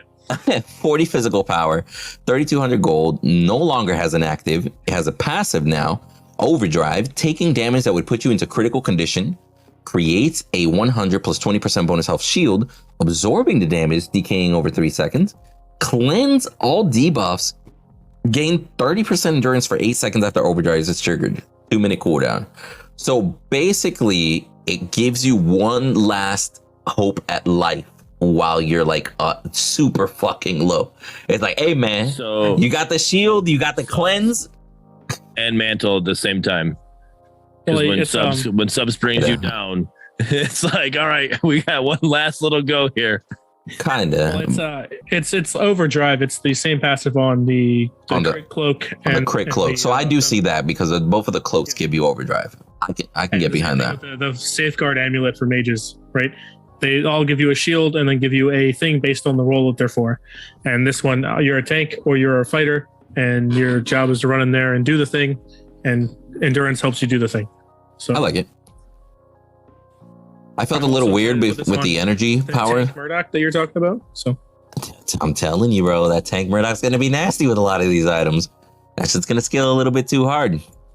But it gives you 40 physical power, so interesting, right? Just health and power. I can see the bear just having a little bit too much fun with shit like that also. Moving forward here, as we mentioned, Goblin Glue did get a bit of a change.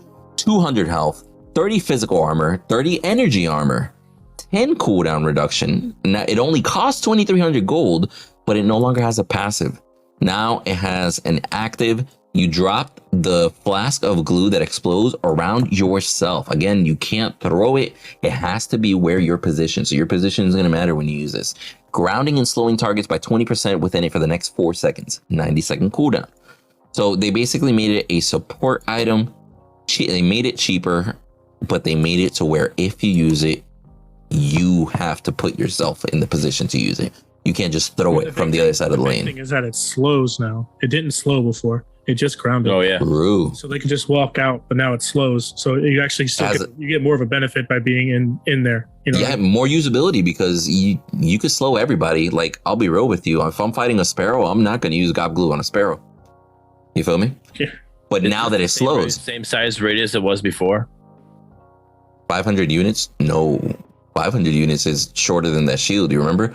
Before, that shit was like a mini tower range that you threw on the floor. Oh, it probably just seemed bigger than it was. I think it's 500 units, the old one. I wish we could have that. I want to say it was 500 too, but I don't remember. Correct me if I'm wrong, but Goblin Glue, didn't it start as purple, go to green, and now it's white? Yes, hello. Yep. Yeah. It's had its fair share of color choices. Patch 15, Goblin Glue is going to be actually blue. Gonna match. Goblin Glue will be blue. What a slut item just getting passed around between all the aspects. Whoa. Relax. What was I gonna say with this? I like this as well with it being a support item. That 30 physical, 30 energy arbor, and then you have the what is that aspect that you have that can give you help, right? Your armor can't you show your armor or whatever? Templar, yeah. So that'd be huge as well. Another way to help the ADCs kind of get a little armor with that. I do like a lot of these. There's the battle plate as well had both physical and energy armor. Yep. It's nice to see that. Yep. The big thing for me is it gives tank supports more play because like your steels and your like Richters and stuff like that in the support lane, they have more items for that specific play style. Because like I'm excited to see like a steel that's got Goblin Glue and the chest plate and just alt in, and as he lands gob glues, everyone's grounded and slowed, and then he hits the RMB, and then you're just like, oh well, guess what? Everyone's stuck here with me. Or Richter pull, you gob glues as soon as you pull, and it works better with the tanks. It really gives identity to the tank supports. So I'm excited to see where that goes. You know what? I was actually hopeful that here towards the end of this, I was going to be able to just kind of pull up some of the stuff and kind of talk about it for a second, but I'll be real with you. For some reason, my update has been installing for the past 4 minutes. Like I try to time that shit perfectly, and it's just like installing 37%. I'm like, bruh, what the fuck are you doing? All right. Is there anything else you guys would like to add? I do want to point out that this patch went live as according to the update at 8:39 p.m. Eastern Standard Time, and then just over 2 hours later, they've already done a patch where you like work with it. Something came up, but like the team's just working very hard. So that's great on them. Keep up the great. Yeah, something I want to say that you guys didn't see in the patch notes because it's not something like we can write in the patch notes, right? A lot of the back end stuff got worked on. Fresher said something about it in Gen Chat. A lot of the pathways for us to do things got quicker. So like the hot fixes you saw that he just brought up, that reconnection wasn't working. The window was never popping up or populating. Now it got fixed. You guys didn't have another update or any downtime. So stuff like that on the back end also came up along with the update. So it's good to see that you guys are speeding things up, as far as Paragon slowed things down. They constantly bogged themselves down with spaghetti code and shit. Yeah. Oh man, I can't, bro. But yeah, that's actually nice. It's nice to see like changes, updates. Quick little hot fix, so to speak, as soon as it got, shortly after. Really cool. We gave Fresher his break a little earlier on this month, let him take a couple days off, and now he's chained back to the desk. You know what I mean? So give him the goldfish, bro. Just give him a bag of goldfish. He'll be all right. No, but we definitely appreciate all the hard work, and all the changes that we see here seem mad cool, and I'm just excited. I'll be honest with you guys. I hate to say this. I want to hurry up and finish this broadcast so we can go play. I've got you can see Yeah, it. like It's already loaded up. I'm already loaded in, bro. So, Bro, been waiting all day. I feel like I've been played with, waiting all day, and as soon as we go live, they release it. I'm like, bro. Right. Oh man, Energy. Love to see the streams with you all. Hey, Arbe, appreciate it. We love doing these Thank you. streams, and can't wait to do it again next week. for sure. All right, let's end it. Much love. Thank you so much for everybody coming by. We're gonna end this now, so we Yes. have it, so we can put this in podcast and YouTube form. But then I'm gonna go live right away. So Right. stick with me. Beard is gonna go live again. I'll be honest. I'm gonna go live with you as well. Like let's kill that shit. Let's rock it. I'm Mangoose. not gonna be live, but we can play. I was about to say Mangoose and Armadillo don't do live, but they'll be there. Mangoose will probably be recording. But yeah, guys. Mangoose like I got videos to make, boy. I Right? got internet. With AI, bro? Yo, Mangoose is literally about to crank out like 3 videos per day. Watch. He's like, I'm a partner now too, son.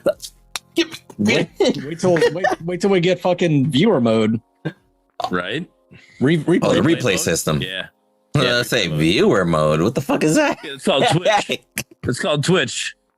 Viewer mode. I got All it right. already. Let's close out. Let's play. All right, let's close out. Go. Much love. Thank you, everybody, for being here. We appreciate you. Leave a GG in the comments down below if you made it this far. And bye-bye.